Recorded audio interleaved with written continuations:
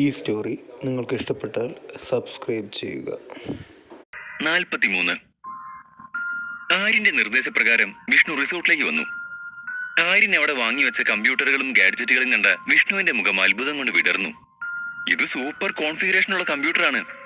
ഇത് മാർക്കറ്റിൽ പോലും ഇപ്പോൾ അവൈലബിൾ അല്ല. കമ്പനിയോട് ചോദിച്ചാൽ മാർക്കറ്റിൽ ഇറക്കാനായിട്ടില്ല, ഇപ്പോഴും പരീക്ഷണത്തിലാണ് എന്നാണ് പറയുക. പിന്നെ നിനക്ക് എങ്ങനെ ഇത് കിട്ടി? ആര്യൻ പറഞ്ഞു. കമ്പനി ഉണ്ടാക്കിയ ഒരു ലോഞ്ച് മോഡലാണിത്. ഇതുപയോഗിച്ച് നമുക്ക് ആ ക്യാമറകൾ ഹാക്ക് ചെയ്യാൻ സാധിക്കില്ലേ? വിഷ്ണു അപ്പോഴും അത്ഭുതം മാറാതെ പറഞ്ഞു. പിന്നില്ലാതെ, ദിസ് ഇസ് ഫാന്റാസ്റ്റിക്. ഈ കമ്പ്യൂട്ടർ ഉപയോഗിച്ച് എനിക്ക് എന്തും ചെയ്യാൻ സാധിക്കും. ആ കമ്പ്യൂട്ടർ കണ്ട് വിഷ്ണു ആകെ എന്താണ് ചെയ്യുക എന്ന അവസ്ഥയിൽ നിൽക്കുകയായിരുന്നു. അവൻ വേഗം അതിന്റെ അടുത്ത് ചെന്ന് മെല്ലെ അതൊന്ന് തൊട്ടു നോക്കി. അവന്റെ ആകെ കൂടെയുള്ള പരിഭ്രമം കണ്ട് ആര്യൻ ചോദിച്ചു, എന്തുപറ്റി? വിഷ്ണു തിരിഞ്ഞു നോക്കാതെ പറഞ്ഞു, ഇതുപോലൊരു സൂപ്പർ കമ്പ്യൂട്ടറിൽ തൊടാനുള്ള ഭാഗ്യം എനിക്ക് ഉണ്ടായല്ലോ എന്നെനിക്ക് വിശ്വസിക്കാനാവുന്നില്ല. ഞാൻ വേഗം വർക്ക് തുടങ്ങട്ടെ. ആര്യൻ അവന്റെ അടുത്തേക്ക് വന്നുകൊണ്ട് പറഞ്ഞു, നോക്ക് വിഷ്ണു, എനിക്ക് ഒരുപാട് സമയമില്ല. എത്രയും പെട്ടെന്ന് നീ ആ ആളെ കണ്ടെത്തണം. ഓക്കെ, പക്ഷേ ആളാരാണെന്ന് നീ ഇതുവരെ പറഞ്ഞില്ലല്ലോ. രാഹുൽ. ആര്യൻ പറഞ്ഞത് കേട്ട് വിഷ്ണു അത്ഭുതത്തോടെ പറഞ്ഞു, എനിക്കറിയാവുന്നിടത്തോളം നീ രാഹുലിനെ എല്ലാവരുടെയും മുമ്പിൽ വെച്ച് അങ്ങനെ അപമാനിച്ചതിന് ശേഷം അവന് നിന്നെ നല്ല പേടിയാണ്. പിന്നെന്താണ് ഇപ്പൊ സംഭവിച്ചത്? ആര്യൻ പറഞ്ഞു, അതെല്ലാം നീ മറന്നേക്ക്. ഇതാണ് അവന്റെ ഫോൺ നമ്പർ. ആദ്യം ഇത് വെച്ച് അവന്റെ ലൊക്കേഷൻ ട്രേസ് ചെയ്യാൻ പറ്റുമോ നോക്ക്. പക്ഷെ ഞാൻ മനസ്സിലാക്കിയത് വെച്ച് ഫോൺ വഴി അവനെ നമുക്ക് ലൊക്കേറ്റ് ചെയ്യാൻ പറ്റില്ല. റോഡ് CCTV ക്യാമറകൾ ഉപയോഗിച്ച് മാത്രമേ നമുക്ക് അവന്റെ ലൊക്കേഷൻ കണ്ടുപിടിക്കാൻ പറ്റൂ. വിഷ്ണു അവന്റെ കയ്യിൽ നിന്നും നമ്പർ വാങ്ങിക്കൊണ്ട് പറഞ്ഞു, ഞാനൊന്ന് നോക്കട്ടെ, ചിലപ്പോ ഇത് വെച്ച് തന്നെ കിട്ടിയാലോ. കുറച്ച് സമയം കഴിഞ്ഞപ്പോൾ വിഷ്ണു ആര്യനെ ഉറക്കെ വിളിച്ചു, ആര്യ, ഇങ്ങോട്ട് വാ, രാഹുലിനെ കണ്ടെത്തി. ആര്യൻ വേഗം സിസ്റ്റത്തിന്റെ അവിടേക്ക് വന്നു. സ്ക്രീനിൽ ഒരു റെഡ് ഡോട്ട് ഉണ്ടായിരുന്നു. വിഷ്ണു ആ ലൊക്കേഷന്റെ അഡ്രസ് അതിൽ നിന്നെടുത്തു. ആര്യൻ വേഗം മാഗിയെ വിളിച്ചുകൊണ്ട് പറഞ്ഞു, ഞാൻ നിനക്കൊരു അഡ്രസ് അയക്കാം. നമ്മുടെ ആളുകളെ എങ്ങോട്ടയച്ച് രാഹുൽ അവിടെ ഉണ്ടോ എന്ന് നോക്കണം. Okay sir.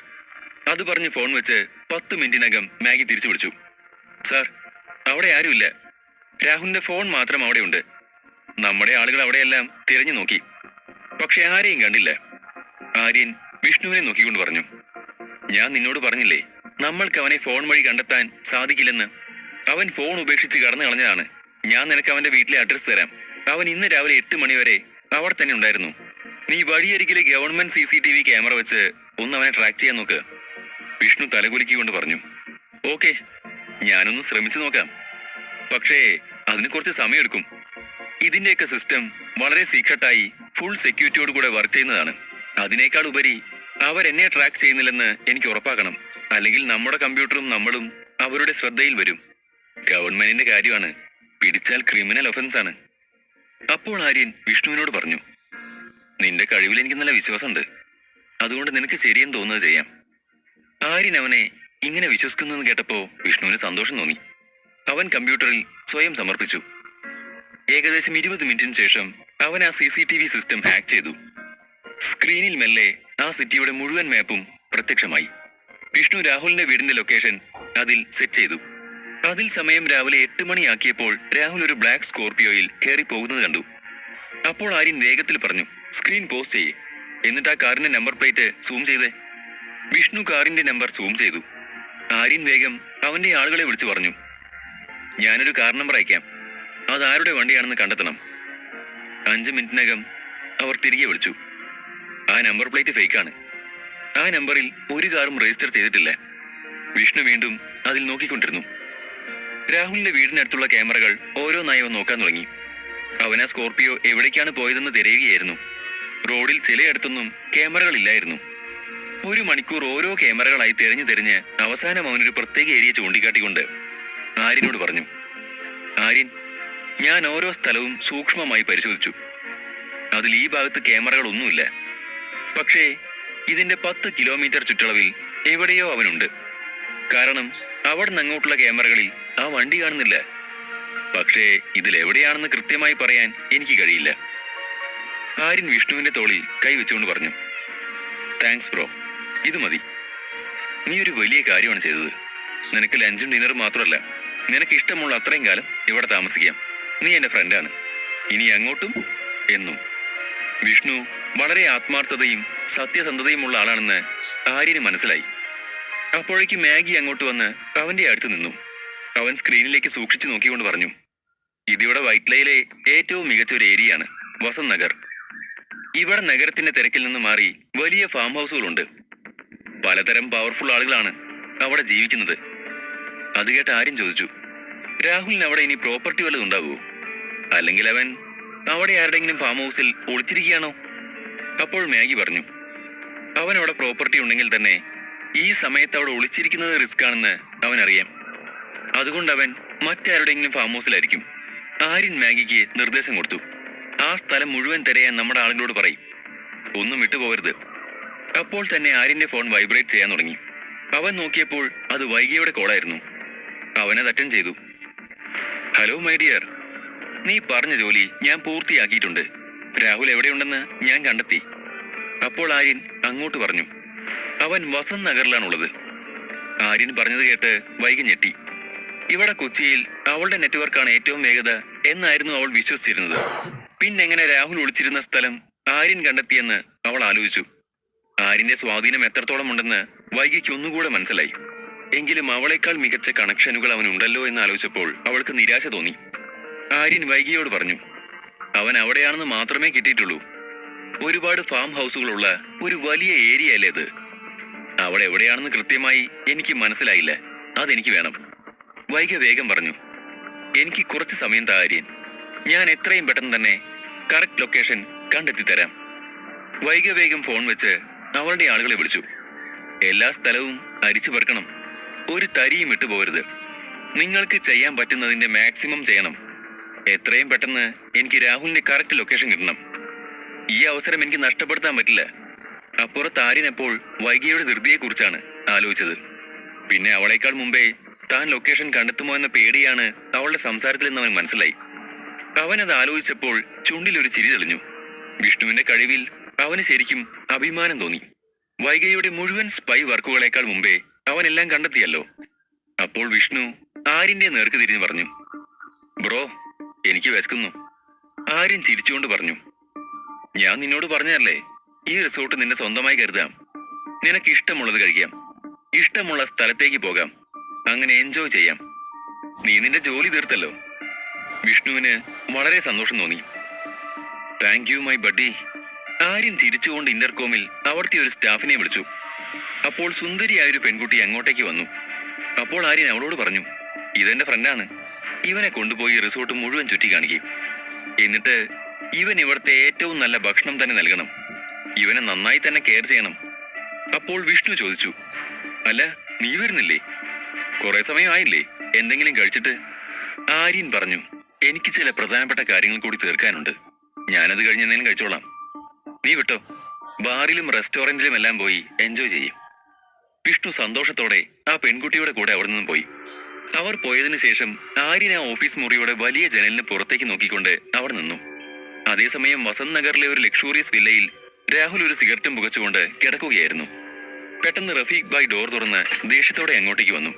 റഫീഖ് ഭായിയുടെ ചേഷ്ടകളെല്ലാം സ്ത്രീകളുടേതുപോലെ തോന്നുമെങ്കിലും സത്യത്തിൽ അയാൾ മൃഗങ്ങളെക്കാൾ ക്രൂരനായിരുന്നു. അവൻ വലിയ ശബ്ദത്തോടെ രാഹുലിനോട് അലറി, നീ ആര്യനോട് ഇത്രയും വലിയ കളികൾ കളിച്ചിട്ടാണ് ഇവിടേക്ക് വന്നതെന്ന് എന്നോട് പറഞ്ഞില്ലല്ലോ. രാഹുൽ ഒരു കൂസലുമില്ലാതെ ചോദിച്ചു. ഞാൻ എന്ത് ചെയ്തെന്നാ? അയാൾ പറഞ്ഞു, വെറുതെ എന്റെ മുന്നിൽ ഓവർ സ്മാർട്ട് ആവാൻ നോക്കല്ലേ. ഞാൻ നിന്റെ കണ്ണ് കുത്തിപ്പൊട്ടിച്ചിങ് എടുക്കും. നീ അവനെ കൊല്ലാൻ നോക്കിയോ? അത് കേട്ട് രാഹുൽ ദേഷ്യത്തോടെ പറഞ്ഞു, നോക്കിയെങ്കിൽ അതിലെന്താ തെറ്റ്? അവൻ എല്ലാവരുടെയും മുമ്പിൽ വെച്ചാണ് എന്നെ അപമാനിച്ചത്. അവൻ അർജുനെയും തകർത്തു. അവനെ കൊല്ലാൻ വേണ്ടി തന്നെയാണ് ഞാൻ അർജുനെ ജയിലിൽ നിന്ന് ഇറക്കിയത്. എന്റെ പ്ലാനുകളെല്ലാം പക്ക ആയിരുന്നു. പക്ഷെ ആ അർജുൻ ഇത്ര ചെറിയ ടാസ്ക് പോലും ചെയ്യാൻ കഴിയില്ലെന്ന് ഞാൻ അറിഞ്ഞോ? അതും പോരാ, ഞാൻ അർജുൻ ആര്യൻ ചോദിച്ചപ്പോൾ എന്റെ പേര് പറയുകയും ചെയ്തു. അതുകൊണ്ടാണ് ഈ പ്രശ്നങ്ങൾ മുഴുവൻ ഉണ്ടായത്. റഫീഖ് ടേബിൾ തട്ടിത്തെറിപ്പിച്ചുകൊണ്ട് പറഞ്ഞു. എന്നിട്ട് നീ ഇതെല്ലാം ഇപ്പോഴാണോ എന്നോട് പറയുന്നത്? ആ ആര്യൻ ആരാണെന്ന് നിനക്കറിയോ? ഇപ്പോൾ തന്നെ ഏകദേശം 1000-ഓളം ആളുകൾ നിന്നെ തെരഞ്ഞ് ഈ കൊച്ചി മുഴുവൻ നടക്കുന്നുണ്ട്. അവരൊന്നും സാധാരണ ഗുണ്ടകളൊന്നും അല്ല, നല്ല ട്രെയിൻഡായ ഏജന്റുകളാണ്. നിന്നെ കണ്ടുപിടിക്കാൻ അവർക്ക് നിമിഷങ്ങൾ മതി. എന്നാൽ രാഹുൽ റഫീഖ് ഭായിയെ ഒന്ന് സോപ്പിട്ടുകൊണ്ട് മെല്ലെ പറഞ്ഞു, നിങ്ങൾ എന്തൊക്കെയാണ് ഈ പറയുന്നത് ഭായി? 1000-ഓ 10,000-ഓ ആളുകൾ വരട്ടെ, നിങ്ങളുടെ മുന്നിൽ അവരെല്ലാം വെറും എലികൾ മാത്രം. ഈ സിറ്റിയിൽ നിങ്ങളെക്കാൾ വലിയ ആരുമില്ല. റഫീഖ് ഭായ് എന്നിട്ടും ദേഷ്യം തീരാതെ പറഞ്ഞു. എന്റെ മുന്നിൽ വെറുതെ നമ്പർ ഇറക്കണ്ട. നിന്നെ ചുമക്കുന്നത് എനിക്കൊരു വേസ്റ്റാണ്. പക്ഷെ ഇതിപ്പോ എന്റെ അഭിമാനത്തെ കൂടി ബാധിക്കുന്ന കാര്യമായി പോയി. അവന്റെ ആളുകൾ ഇപ്പോൾ തന്നെ എന്റെ സ്ഥലത്ത് കയറിയിട്ടുണ്ട്. അവരെ ഹാൻഡിൽ ചെയ്തില്ലെങ്കിൽ അതെന്റെ ഇമേജ് തന്നെ തകർക്കും. അവന്റെ ആളുകളെ ഇവിടെ നിന്നും ജീവനോടെ പോവാൻ ഞാൻ അനുവദിക്കില്ല. അത് നിന്റെ ഈ സോപ്പിടൽ കണ്ടിട്ടല്ല. ഇതൊക്കെ ഒന്ന് തീർക്കട്ടെ, എന്നിട്ട് നിന്നെ എന്ത് ചെയ്യണമെന്ന് ഞാനൊന്ന് ആലോചിക്കട്ടെ. അതും പറഞ്ഞ് അയാൾ ദേഷ്യത്തോടെ അവിടെ നിന്നും പോയി. പുറത്തിറങ്ങിയ അയാൾ ഫോണിൽ നിന്നും വൈഗയുടെ നമ്പറിലേക്ക് വിളിച്ചു. വൈഗ ഫോൺ എടുത്തതും റഫീഖ് വലിയ ശബ്ദത്തോടെ പറഞ്ഞു, നീയൊക്കെ ഇത്ര വളർന്നോ? നിന്റെ ആളുകൾക്ക് എന്റെ സ്ഥലത്തേക്ക് കിടക്കാൻ എങ്ങനെ ധൈര്യം വന്നു? ഞാൻ അനുവദിക്കുന്നത് കൊണ്ട് മാത്രമാണ് നിനക്ക് ഈ സ്പൈ സിസ്റ്റം കൊണ്ടു നടക്കാൻ പറ്റുന്നത്. നിന്റെ ആളുകളെ രക്ഷിക്കാമെന്ന് നീ ചിന്തിക്കുക പോലും വേണ്ട. അവരെ എല്ലാം ഞാൻ കൊന്നൊടുക്കിയിരിക്കും.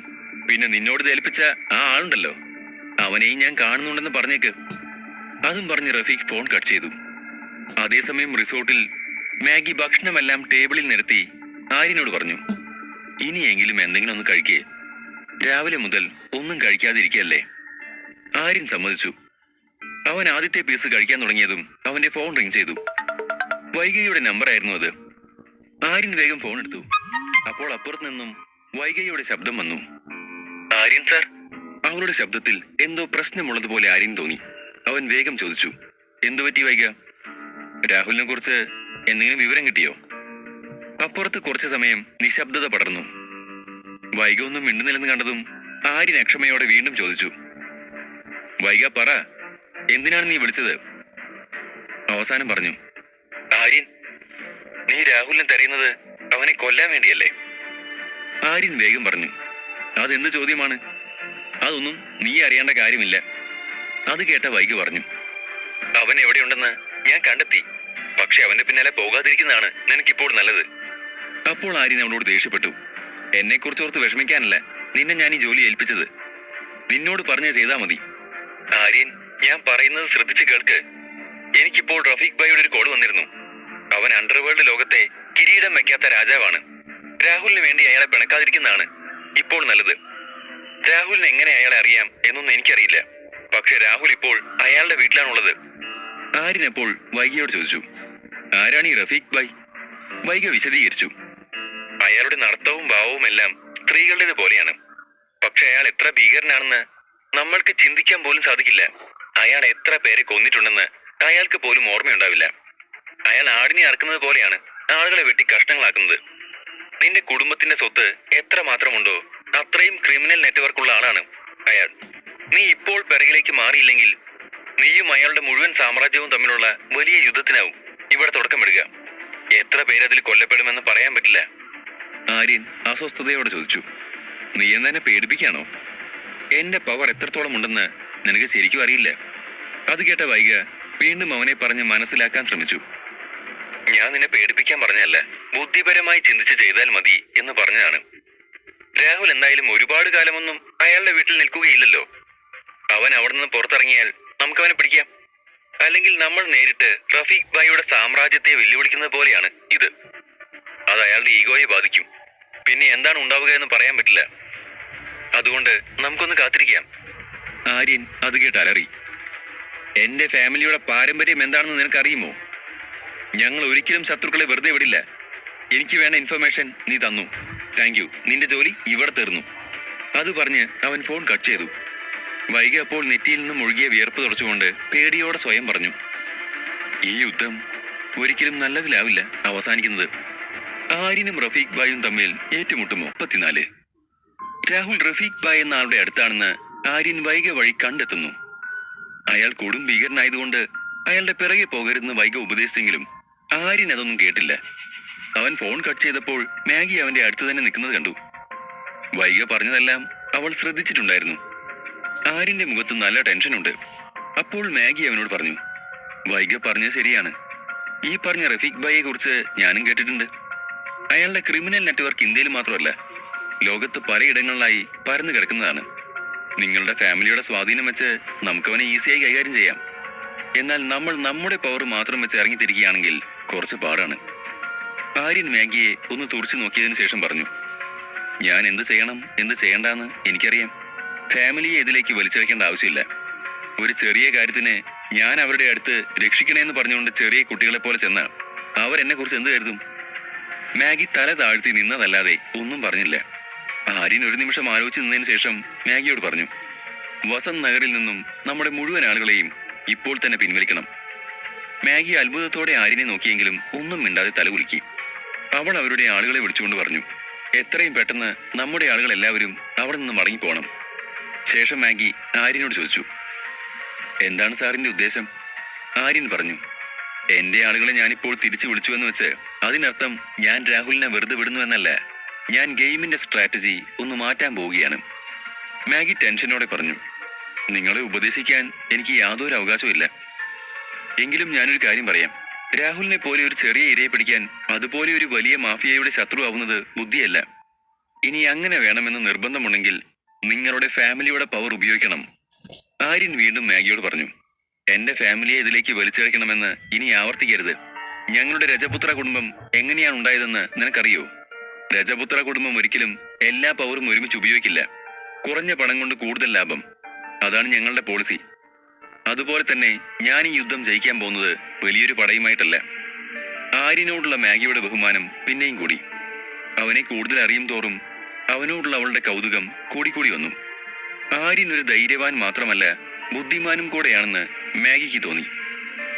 ആര്യന്റെ മനസ്സിലുള്ള ഉദ്ദേശം എന്താണെന്ന് മാഗിക്കപ്പോൾ ഏകദേശം മനസ്സിലായി കഴിഞ്ഞിരുന്നു. അർജുന്റെ കേസിൽ പോലും ആര്യൻ നേരിട്ടായിരുന്നില്ല ആക്രമിച്ചത്. ആദ്യം അവന്റെ വീക്ക്നെസ് മനസ്സിലാക്കി വേരുകൾ തെരഞ്ഞു. അവസാനം അടിയോടെ പിഴുതെറിയുകയാണ് ഉണ്ടായത്. ഇത്തവണയും അതുപോലെ എന്തോ ആണ് അവൻ പ്ലാൻ ചെയ്തത് എന്ന് മാഗിക്ക് മനസ്സിലായി. അവൾ ആര്യനോട് ചോദിച്ചു, ഇനി എന്താണ് നമ്മുടെ അടുത്ത നീക്കം? ആര്യൻ പറഞ്ഞു, ആ റഫീഖ് എന്നയാൾ രാഹുലിനെ സംരക്ഷിച്ചുകൊണ്ട് സ്വയം കുഴിയിൽ ചെന്ന് ചാടുകയാണ്. അതിനുള്ള ശിക്ഷ അവൻ അനുഭവിക്കണം. അവനെ ഞാൻ വെറുതെ വിടാൻ ഉദ്ദേശിച്ചിട്ടില്ല. കുറച്ച് ദിവസം കൂടെ അവൻ അങ്ങനെ സ്വയം ജയിച്ചവനെ പോലെ ജീവിക്കട്ടെ. ആ സമയത്തിനിടയിൽ അയാളെക്കുറിച്ച് കിട്ടാവുന്ന വിവരങ്ങൾ മുഴുവൻ അന്വേഷിക്കണം. ഒരു ശത്രുവിനെ തുടച്ചു നീക്കുന്നതിന് മുൻപ് അയാളെക്കുറിച്ചുള്ള ഓരോ ചെറിയ കാര്യങ്ങൾ പോലും നമ്മൾ അറിഞ്ഞിരിക്കണം. ഇത്തവണ വൈകിയുടെ സ്പൈ നെറ്റ്വർക്കിനെ ഡിപ്പെൻഡ് ചെയ്ത് നിൽക്കാതെ ഞാൻ സ്വന്തമായ ഒരു ഇന്റലിജൻസ് ടീമിനെ സെറ്റപ്പ് ചെയ്യുകയാണ്. വൈഗ ആര്യനോട് റഫീഖിൽ നിന്നും മാറി നിൽക്കാൻ പറയുന്നിടത്തോളം അവളെ ഇനി കേസിന് ആവശ്യമില്ലെന്ന് ആര്യൻ തോന്നി.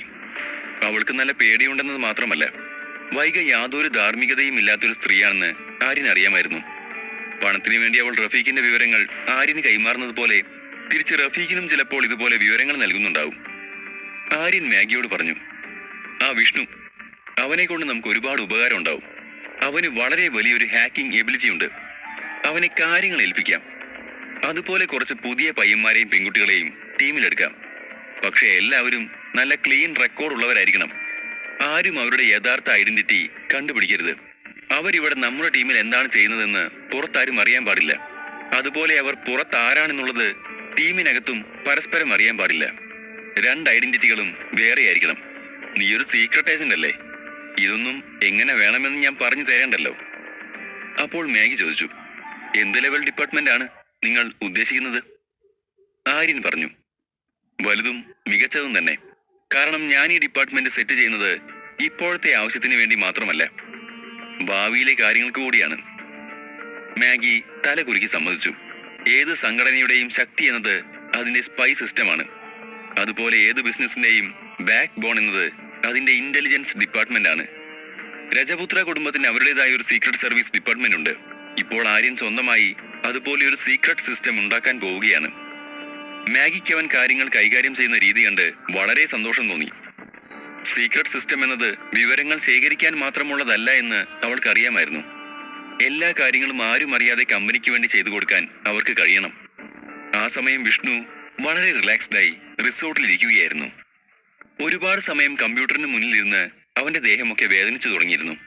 അതുകൊണ്ട് തന്നെ അവൻ അവിടെ നിന്നും ഒരു മസാജ് കിട്ടി. അങ്ങനെ സുഖിച്ചു കിടക്കുമ്പോൾ അവൻ ആലോചിച്ചു, പണക്കാരനായാൽ എന്തൊക്കെ സൗകര്യങ്ങളാണ്. ഇതാണ് ശരിക്കും ജീവിതം എൻജോയ് ചെയ്യുക എന്ന് പറയുന്നത്. ആര്യൻ അവിടേക്ക് വന്നപ്പോൾ വിഷ്ണു അവന്റെ സ്വപ്നലോകത്തായിരുന്നു. അവിടെയുള്ള പെൺകുട്ടികൾ ആര്യനെ കണ്ട് പെട്ടെന്ന് എഴുന്നേറ്റ് അവനെ വിഷ് ചെയ്തു. അവൻ അവരോട് അവിടെ നിന്നും പുറത്തേക്ക് പോകാൻ ആംഗ്യം കാണിച്ചു. അപ്പോഴാണ് വിഷ്ണു അവന്റെ സ്വപ്ന ലോകത്ത് നിന്നും എഴുന്നേറ്റത്. അവൻ ധൃതി പിടിച്ച് എഴുന്നേൽക്കുന്നത് കണ്ടപ്പോൾ ആര്യൻ ചിരിച്ചുകൊണ്ട് പറഞ്ഞു, നീ അവിടെ തന്നെ ഇരിക്കി. നിനക്ക് ആവശ്യമുള്ളപ്പോഴെല്ലാം ഈ സർവീസുകൾ നിനക്ക് വേണ്ടി ഇവിടെ ഉണ്ടാവും. വിഷ്ണുവിന് വളരെ സന്തോഷമായി. അപ്പോൾ അതിനർത്ഥം ഞാൻ ഇടയ്ക്കിടെ ഇങ്ങോട്ട് വരണം എന്നല്ലേ? അതെ, നിനക്ക് ഇഷ്ടമുള്ള അത്രയും സമയം ഇവിടേക്ക് വരികയും ഇവിടെ ചെലവഴിക്കുകയും ചെയ്യാം. പക്ഷെ അതുപോലെ തന്നെ നീ എനിക്ക് വേണ്ടി ജോലിയെടുക്കുകയും വേണം. ആര്യൻ പറഞ്ഞത് കേട്ട് വിഷ്ണു പറഞ്ഞു, ഈ സ്വർഗത്തിൽ ഇനിയും ജീവിക്കാൻ വേണ്ടി ഞാൻ ഒന്നല്ല, ഒരു 10 ജോലി തന്നാലും സന്തോഷത്തോടെ ചെയ്യും. ആര്യൻ നേരെ കാര്യത്തിലേക്ക് കടന്നു. ഞാനൊരു ഇന്റലിജൻസ് ഡിപ്പാർട്ട്മെന്റ് സെറ്റപ്പ് ചെയ്യാൻ പോവുകയാണ്. നീയായിരിക്കും അതിന്റെ ഹെഡ്. നിനക്ക് മാസം 25 ലക്ഷം രൂപ ഞാൻ ശമ്പളമായി തരും. 25 ലക്ഷമോ? ആര്യന്റെ വാക്കുകൾ കേട്ട വിഷ്ണു അറിയാതെ അവിടെ നിന്നും എഴുന്നേറ്റ് പോയി. അത്രയും പണം വിഷ്ണു ഒരിക്കലും ഒരുമിച്ച് കണ്ടിട്ടുണ്ടാവില്ലെന്ന് ആര്യൻ അറിയാമായിരുന്നു. അതിനു മുകളിൽ സാലറി കൊടുക്കാൻ ആര്യന്റെ കയ്യിൽ വകുപ്പുണ്ടായിരുന്നെങ്കിലും അത്രയും പണം ഒരുമിച്ച് കൊടുത്താൽ അവനത് തെറ്റായ രീതിയിൽ ചെലവഴിച്ച് കളയുമോ എന്ന് ആര്യൻ ഭയന്നു. വിഷ്ണു അപ്പോഴും അവന്റെ ശമ്പളത്തുക കേട്ട് ഞെട്ടി നിൽക്കുകയായിരുന്നു. പിന്നെ ബോധത്തിലേക്ക് തിരിച്ചു വന്നപ്പോൾ അവൻ ആര്യനോട് ചോദിച്ചു, നീ സീരിയസ് ആയി പറഞ്ഞാണോ? അത് കേട്ട ആര്യൻ പറഞ്ഞു, ഞാൻ തമാശ പറയാറില്ല. നീ ആദ്യം ആ ടവൽ നുറുക്ക്. വിഷ്ണു അപ്പോൾ മസാജ് ചെയ്യുകയായിരുന്നത് കൊണ്ട് ഒരു ടവൽ മാത്രമേ ഉടുത്തിട്ടുണ്ടായിരുന്നുള്ളൂ. ആര്യന്റെ വാക്കുകൾ കേട്ട് പെട്ടെന്ന് അന്തം വിട്ട് എഴുന്നേറ്റപ്പോൾ ടവൽ അഴിഞ്ഞു പോയതുപോലും അവൻ ശ്രദ്ധിച്ചില്ല. അവൻ വേഗം ടവൽ എടുത്തു കൊടുത്തു. എന്നിട്ട് ആര്യനോട് ചോദിച്ചു, എന്ത് തരം ഇന്റലിജൻസ് ഡിപ്പാർട്ട്മെന്റ് ആണ് നീ ഉദ്ദേശിക്കുന്നത്? എനിക്കതൊന്നും കൈകാര്യം ചെയ്ത് ശീലമില്ല. നീ ഈ ലക്ഷങ്ങൾ തന്നിട്ട് അതിനൊന്നും എനിക്ക് പണിയെടുക്കാൻ പറ്റിയില്ലെങ്കിലോ? ആര്യൻ അവന്റെ സത്യസന്ധത കണ്ട് ചിരി വന്നു. ആ ലക്ഷങ്ങൾക്ക് മേലെയാണ് മോനെ നീ എനിക്ക് വേണ്ടി ചെയ്യുന്ന ഈ ജോലി. നീ നിന്റെ മാക്സിമം ചെയ്യേ, ബാക്കിയെല്ലാം വഴിയെ വന്നോളും. അപ്പോൾ നീ ഹാക്കിങ് ചെയ്യുന്ന കാര്യമാണോ ഉദ്ദേശിക്കുന്നത്? വിഷ്ണു ചോദിച്ചു. അതെ, അത് തന്നെ. ആര്യൻ പറഞ്ഞത് കേട്ട് വിഷ്ണു ആത്മവിശ്വാസത്തോടെ പറഞ്ഞു, ഹാക്കിംഗ് ആണെങ്കിൽ ഓക്കെ, അതിൽ ഞാൻ നിന്നെ നിരാശപ്പെടുത്തില്ല. ഞാൻ ഡിപ്പാർട്ട്മെന്റ് എന്നൊക്കെ കേട്ടപ്പോ എന്തോ വിചാരിച്ചു പോയി. ഓക്കെ, എന്തായാലും നിന്റെ കാര്യങ്ങൾ നടക്കട്ടെ. അതും പറഞ്ഞ് ആര്യൻ അവിടെ നിന്നും പോയി. ഇന്നത്തെ കാലത്തെല്ലാം ഇന്റർനെറ്റ് യുഗമായതുകൊണ്ട് തന്നെ ഡിജിറ്റൽ ലോകത്തെ പിടിച്ചു കെട്ടാൻ പറ്റുന്നവർക്ക് മാത്രമേ നിലനിൽപ്പുള്ളൂ എന്ന് ആര്യൻ അറിയാമായിരുന്നു. വിഷ്ണു ഡ്രസ്സ് ചേഞ്ച് ചെയ്ത് പുറത്തേക്ക് വന്നപ്പോഴും ആര്യൻ അവിടെ തന്നെ നിൽക്കുന്നുണ്ടായിരുന്നു. വിഷ്ണു അവന്റെ അടുത്തേക്ക് ചെന്നുകൊണ്ട് ചോദിച്ചു, ആര്യൻ, ആ സൂപ്പർ കമ്പ്യൂട്ടർ ഞാൻ ഒന്നുകൂടെ ഉപയോഗിച്ചോട്ടെ? അവന്റെ ചോദ്യം കേട്ട് ആര്യൻ ചിരിച്ചു. ഈ ഡിജിറ്റൽ കാലത്ത് ഇവനെ പോലുള്ള ഹാക്കർമാർക്ക് സാധാരണ കമ്പ്യൂട്ടറുകൾക്കിടയിൽ ഇതുപോലുള്ള സൂപ്പർ കമ്പ്യൂട്ടർ ഉപയോഗിക്കാൻ കിട്ടുന്നത് വളരെ വലിയ കാര്യമാവും. അവൻ പറഞ്ഞു, ആ കമ്പ്യൂട്ടർ കൊണ്ട് എനിക്കൊന്ന് ഉപയോഗം. ഇന്നു മുതൽ അത് നിന്റേതാണ്. വിഷ്ണുവിന്റെ സന്തോഷത്തിന് അതിരുകളില്ലായിരുന്നു. അവൻ ആവേശത്തോടെ ആര്യനോട് പറഞ്ഞു, ഇന്ന് മുതൽ ഞാൻ മുഴുവൻ സമയവും നിനക്ക് വേണ്ടിയായിരിക്കും ജോലി ചെയ്യുന്നത്. അതെന്ത് തരം ജോലിയാണെങ്കിലും എനിക്ക് കുഴപ്പമില്ല. നീ പറയുന്നത് ഞാൻ ചെയ്തിരിക്കും. അപ്പോൾ ആര്യൻ ഗൗരവത്തോടെ പറഞ്ഞു, എങ്കിൽ ഇന്ന് തന്നെ നിന്റെ ജോലി തുടങ്ങിക്കോ. രാഹുൽ ഉണ്ടെന്ന് നീ പറഞ്ഞ വസന്ത് നഗറിലെ ആ സ്ഥലം റഫീഖ് ഭായ് എന്ന് പറയുന്ന ഒരാളുടേതാണ്. അയാൾ വലിയൊരു അണ്ടർവേൾഡ് ഡോൺ ആണെന്ന് ഞാൻ കേട്ടു. അയാളെക്കുറിച്ച് മാക്സിമം കാര്യങ്ങൾ കളക്ട് ചെയ്യുക എന്നതാണ് നിന്റെ ഫസ്റ്റ് അസൈൻമെന്റ്. അത് എവിടെ നിന്നാണെങ്കിലും എത്രയാണെങ്കിലും കുഴപ്പമില്ല. എനിക്ക് എല്ലാ ഡീറ്റെയിൽസും കിട്ടണം. പക്ഷെ എല്ലാം വളരെ രഹസ്യമായി വേണം ചെയ്യാൻ. ആരും അത് ശ്രദ്ധിക്കാൻ പാടില്ല. വിഷ്ണു തലയാട്ടിക്കൊണ്ട് പറഞ്ഞു, ഞാൻ എത്രയും വേഗം കഴിയുമോ അത്രയും വേഗം എല്ലാ വിവരങ്ങളും കണ്ടെത്തി തരാം. വിഷ്ണു മുമ്പ് ഒരിക്കലും റഫീഖ് ഭായ് എന്നു പേരുള്ള ആളെക്കുറിച്ച് കേട്ടിട്ടില്ലെങ്കിലും ആര്യന്റെ വാക്കുകളിൽ നിന്നും അയാൾ വലിയൊരു കുറ്റവാളിയാണെന്ന് അവന് മനസ്സിലായി. വിഷ്ണുവിന് സ്വയം ഇങ്ങനത്തെ കാര്യങ്ങളിലൊന്നും താല്പര്യമുണ്ടായിരുന്നില്ലെങ്കിലും ആര്യൻ അവന്റെ മേലുള്ള പ്രതീക്ഷകൾ കളയരുതെന്ന് അവന് നിർബന്ധമുണ്ടായിരുന്നു. വിഷ്ണുവിനെ ജോലിയിൽ നിർത്തിയ ശേഷം ആര്യൻ തന്റെ വാച്ചിലേക്ക് നോക്കി. അപ്പോൾ സമയം വൈകുന്നേരം 7 മണിയായിരുന്നു. അവൻ നേരെ ജാൻവിയുടെ മുറിയിലേക്ക് പോയി. കോളേജിൽ അപ്പോഴേക്കും വെക്കേഷൻ തുടങ്ങിയിരുന്നു. അതുകൊണ്ട് ജാൻവിക്ക് ക്ലാസ്സിൽ പോവാനുണ്ടായിരുന്നില്ല. രാഹുലുമായി ബന്ധപ്പെട്ട പ്രശ്നം പരിഹരിക്കും വരെ അവളോട് തന്റെ കൂടെ റിസോർട്ടിൽ തങ്ങാൻ ആര്യൻ ആവശ്യപ്പെട്ടിരുന്നു. അവളുടെ സുരക്ഷ ഉറപ്പാക്കാനായിരുന്നു അത്. ആര്യൻ ജാൻവിയുടെ മുറിയിലെത്തുമ്പോൾ അവൾ ഒരു പുസ്തകം വായിച്ച് ചിരിക്കുന്നുണ്ടായിരുന്നു. ആര്യൻ അവളറിയാതെ മുറിയിലേക്ക് കയറി. കാരണം അവന്റെ കയ്യിൽ റിസോർട്ടിലെ എല്ലാ മുറികളും തുറക്കാൻ ഒരു മാസ്റ്റർ കീ ഉണ്ടായിരുന്നു. ജാൻവിയുടെ പിറകിലൂടെ വന്ന ആര്യൻ നേരെ അവളുടെ ചെയറിന് പിന്നിലെത്തി മൃദുവായി അവളുടെ ചെവിയിൽ ഒരു ചുംബനം നൽകി. പെട്ടെന്ന് ഞെട്ടിയ ജാൻവി പേടിച്ച് ചെയറിൽ നിന്ന് താഴെ വീണു. ആര്യൻ വേഗം അവളെ എഴുന്നേക്കാൻ സഹായിച്ചുകൊണ്ട് പറഞ്ഞു, അയ്യോ, നീ പേടിച്ചു പോയോ? ഞാൻ നിനക്ക് സർപ്രൈസ് തരാൻ വന്നതായിരുന്നു. ജാൻവിയുടെ ഹൃദയമിടിപ്പ് കൂടി. അവൾ വിടർന്ന കണ്ണുകളോടെ ആര്യനെ നോക്കി. പെട്ടെന്ന് ആരാണ് മുമ്പിലെന്ന് പോലും അവൾക്ക് മനസ്സിലായില്ല. ആര്യൻ അവളെ 2 കൈകൾ കൊണ്ടും പിടിച്ചുകൊണ്ട് പറഞ്ഞു, സോറി ജാൻവി, ഞാൻ കരുതിയില്ല നീ ഇങ്ങനെ പേടിക്കുന്നു? ജാൻവി അപ്പോഴും വിറച്ചുകൊണ്ട് നിന്നു. ആര്യൻ അവളെ ചേർത്ത് പിടിക്കാൻ നോക്കി. എന്നാൽ ജാൻവി അവനെ തട്ടി മാറ്റിക്കൊണ്ട് മാറി നിന്നു. എന്താ പറ്റിയേ? ആര്യൻ ചോദിച്ചു. അടുത്തുള്ള ചെയറിൽ നിന്ന് ഒരു കുഷ്യനെടുത്ത് ആര്യനെ അടിക്കാൻ തുടങ്ങി. അപ്പോൾ ആര്യൻ ചിരിച്ചുകൊണ്ട് പറഞ്ഞു, ഞാൻ നിന്നോട് ക്ഷമിക്കണമെന്ന് പറഞ്ഞില്ലേ? എന്നാൽ ജാൻവിക്ക് അതൊന്നും കേൾക്കാൻ മനസ്സിലായിരുന്നു. കുഷ്യൻ കൊണ്ട് അടിച്ചതിന് ശേഷം അവൾ മുറിയിലുള്ള സാധനങ്ങൾ എടുത്ത് ആര്യനെ ലക്ഷ്യമാക്കി എറിയാൻ തുടങ്ങി. അവൻ വീണ്ടും ചിരിച്ചുകൊണ്ട് ചോദിച്ചു, നിനക്ക് എന്താണ് പറ്റിയേ? ഞാനൊരു ചെറിയ തമാശ കാണിച്ചല്ലേ ഉള്ളൂ. അവൾ പൊട്ടിത്തെറിച്ചുകൊണ്ട് പറഞ്ഞു, ഇതാണോ ചെറിയ തമാശ? ഞാനൊക്കെ പേടിച്ചുപോയി. എന്റെ ഹൃദയം ഇപ്പോഴും ശക്തിയായി ഇടിക്കുന്നുണ്ട്. നിന്നെ ഞാൻ വെറുതെ വിടില്ല. അവൾ കൂടുതൽ ശക്തമായി വീണ്ടും ഓരോന്നെടുത്ത് എറിയാൻ തുടങ്ങി. എന്താണ് നീ ചെയ്യുന്നത്? ഈ മുറി മുഴുവൻ തകർക്കൂ. ആര്യൻ മുന്നോട്ട് ചെന്നു. അവളുടെ കൈകൾ പിടിച്ച് പിന്നിലേക്ക് വലിച്ചു പിടിച്ചു. ജാൻവി അപ്പോഴും ശക്തമായി അവനെ തടഞ്ഞുകൊണ്ടിരുന്നു. ആര്യൻ അവളുടെ മുഖത്ത് പ്രണയപൂർവ്വം നോക്കി. ജാൻവി മെല്ലെ കണ്ണുകൾ താഴ്ത്തി. ആര്യൻ തന്റെ മുഖം അവളുടെ അടുത്തേക്ക് അടുപ്പിച്ചു. എത്ര സമയം നീ ഇങ്ങനെ എന്നെ എതിർത്ത് നിൽക്കും? നീ എന്റേതല്ലേ? അത് പറഞ്ഞുകൊണ്ട് ആര്യൻ ജാൻവിയെ സ്നേഹത്തോടെ ചുംബിക്കാൻ തുടങ്ങി. ജാൻവി ആര്യന്റെ നെഞ്ചിൽ തല ചായ്ച്ചു. അവൾ ഈ ദേഷ്യം കാണിക്കുന്നതെല്ലാം വെറുതെ ആയിരുന്നു. ഈ ദിവസങ്ങളിൽ അവൾ ആര്യനെ കുറിച്ചല്ലാതെ മറ്റൊന്നും ചിന്തിക്കാറില്ലായിരുന്നു. ആര്യനെ പോലെ ഒരാൾ അവളെ പ്രണയിച്ചത് തന്നെ അവളുടെ ഭാഗ്യമായി അവൾ കണ്ടു. ആര്യൻ ജാൻവിയിലേക്ക് കൂടുതൽ അടുക്കുമ്പോൾ പെട്ടെന്ന് അവനൊരു ശബ്ദം കേട്ടു. ആര്യൻ വേഗം പുറത്തേക്ക് നോക്കി. അവന് ജനലിന്റെ അടുത്ത് നിന്നും ആരോ ഓടിപ്പോയതായി തോന്നി. ആര്യൻ അവിടേക്ക് ചെന്നു. എന്നാൽ പുറത്തെ ഇരുട്ടിൽ ആരെയും കാണാൻ കഴിഞ്ഞില്ല. എന്നാൽ ആര്യൻ ഇരുട്ടിലേക്ക് തന്നെ നോക്കിക്കൊണ്ടിരുന്നു. അവിടെ ആരോ ഉണ്ടെന്ന് അവൻ ഉറപ്പായിരുന്നു. 45. ആര്യൻ ജാൻവിയുടെ കൂടെ മുറിയിൽ നിൽക്കുമ്പോൾ പുറത്താരോ ഉള്ളതുപോലെ അവന് തോന്നി.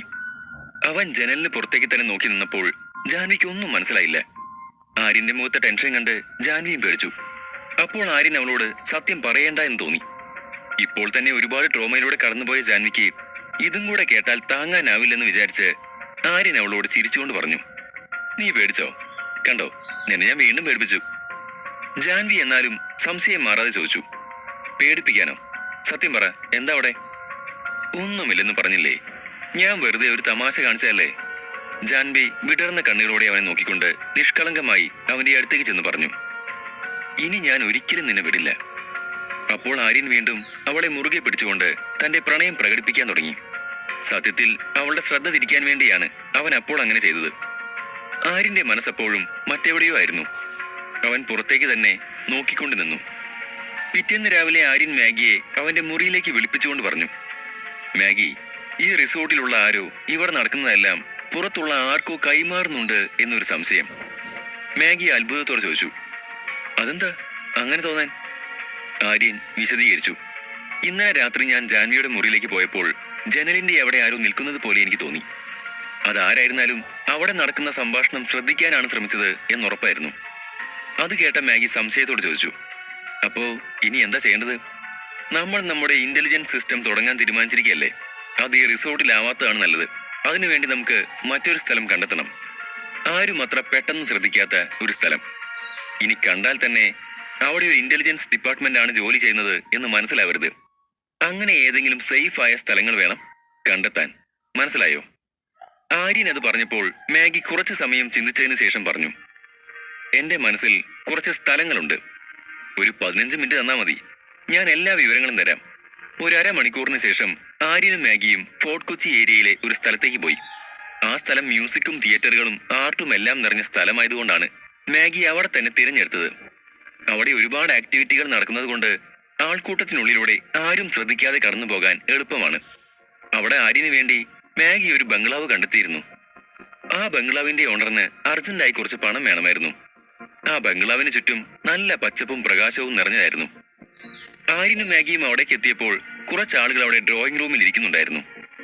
അവരും ആ ബംഗ്ലാവ് വാങ്ങാൻ വേണ്ടി എത്തിയതാണ്. ഒരു പാർട്ടി ഓണറിനോട് അതിന്റെ വിലയെപ്പറ്റി തർക്കിച്ചുകൊണ്ടിരിക്കുകയായിരുന്നു. ഈ ബംഗ്ലാവ് 10 കോടിക്കൊന്നുമില്ല. ഇതുപോലെ പഴയ കെട്ടിടത്തിനൊക്കെ ആരെങ്കിലും ഇത്ര പണം തരുമോ? നിങ്ങൾ റേറ്റ് കുറക്കേ. അപ്പോൾ ആ ബംഗ്ലാവിന്റെ ഓണർ പറഞ്ഞു, ഇതുപോലൊരു സ്ഥലത്ത് ഇത്രയും വലിയൊരു ബംഗ്ലാവ് നിങ്ങൾക്ക് വേറെ കണ്ടുപിടിക്കാൻ കഴിയില്ല. ശരിക്കും ഇതിന് 10 കോടിയിൽ കൂടുതൽ മതിപ്പുണ്ട്.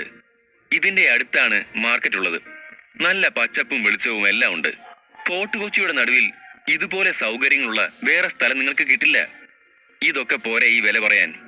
അവരോട് സംസാരിച്ചിരിക്കുകയാണ് അയാൾ ആര്യനെ കണ്ടത്. അയാൾ അവനെ നോക്കിക്കൊണ്ട് ചോദിച്ചു, ആരാണ്? എന്താണ് വേണ്ടത്? ആര്യൻ മെല്ലെ മറുപടി പറഞ്ഞു, ഈ ബംഗ്ലാവിന്റെ ഓണറെ കാണാനാണ് ഞങ്ങൾ വന്നത്. ഇത് വിൽക്കാനുണ്ടെന്ന് കേട്ടു, അതിനെക്കുറിച്ച് അന്വേഷിക്കാനാണ്. ആര്യൻ പറഞ്ഞത് കേട്ട് ബംഗ്ലാവിന്റെ ഓണർ അവനെ അത്ഭുതത്തോടു കൂടി അടിമുടി നോക്കിക്കൊണ്ട് ചിന്തിച്ചു. ഈ ചെറിയ പയ്യനാണോ ഈ ബംഗ്ലാവ് വാങ്ങാൻ വന്നിരിക്കുന്നത്? എങ്കിലും അയാൾ ആര്യനോട് പറഞ്ഞു, ഞാനാണ് ഈ ബംഗ്ലാവിന്റെ ഓണർ രാകേഷ്. ഇത് വാങ്ങാനാണോ നിങ്ങൾ വന്നത്? ആര്യൻ പറഞ്ഞു, അതെ, അതും ഇന്ന് തന്നെ വേണം. നിങ്ങൾ സമ്മതിക്കുകയാണെങ്കിൽ ഞാൻ ഈ ബംഗ്ലാവെല്ലാം ഒന്ന് ചുറ്റി നടന്ന് കണ്ടിട്ട് വരാം. എന്നിട്ട് നമുക്ക് ഡീൽ ഫൈനൽ ചെയ്യാം. അത് കേട്ട് അവിടെ ആദ്യം തന്നെ വന്നിരുന്ന പാർട്ടി പറഞ്ഞു, ഞങ്ങളാണ് ഇവിടെ ആദ്യം വന്നത്. ഇയാളെ ഞങ്ങൾക്ക് പേഴ്സണലി അറിയുന്നതുമാണ്. അതുകൊണ്ട് ഈ ഡീൽ ഞങ്ങൾക്കുള്ളതാണ്. അപ്പോൾ ആര്യൻ രാകേഷിനോട് ചോദിച്ചു, ഇവിടെ ആദ്യം വന്നവർക്ക് ആദ്യം കിട്ടുമെന്ന നിയമം വല്ലതും ഉണ്ടോ? അപ്പോൾ തന്നെ രാകേഷ് പറഞ്ഞു, ഇല്ല, അങ്ങനെയൊന്നുമില്ല മിസ്റ്റർ ആര്യൻ. ആര്യൻ അത് പൂർത്തിയാക്കി. ആ മിസ്റ്റർ ആര്യൻ, ആദ്യം നിങ്ങൾ ഈ ബംഗ്ലാവ് ഒന്ന് ചുറ്റി കണ്ടിട്ട് വരൂ. എന്നിട്ട് നമുക്ക് വില തീരുമാനിക്കാം. അതും പറഞ്ഞ് രാകേഷ് അവിടെ ആദ്യം വന്നിരുന്ന പാർട്ടിയെ നോക്കിക്കൊണ്ട് പറഞ്ഞു, മിസ്റ്റർ പോത്തൻ, നിങ്ങൾ പറഞ്ഞ തുക അംഗീകരിച്ചു തരാൻ എനിക്ക് ബുദ്ധിമുട്ടുണ്ട്. അതുകൊണ്ട് ഇയാളും ഈ ബംഗ്ലാവ് ഒന്ന് ചുറ്റി കണ്ടിട്ട് വരട്ടെ. രാകേഷിന് പണത്തിന് പെട്ടെന്ന് ആവശ്യമുള്ളത് കൊണ്ട് പോത്തൻ എന്നയാൾ വളരെ വില കുറച്ച് പറഞ്ഞ് ആ ബംഗ്ലാവ് സ്വന്തമാക്കാൻ ശ്രമിക്കുകയായിരുന്നു. അതിനിടയ്ക്കാണ് ആര്യൻ കയറി വന്നത്. പോത്തൻ പറഞ്ഞു, എങ്കിൽ പറ, നിങ്ങൾക്കിനി എത്ര കൂടെ വേണം?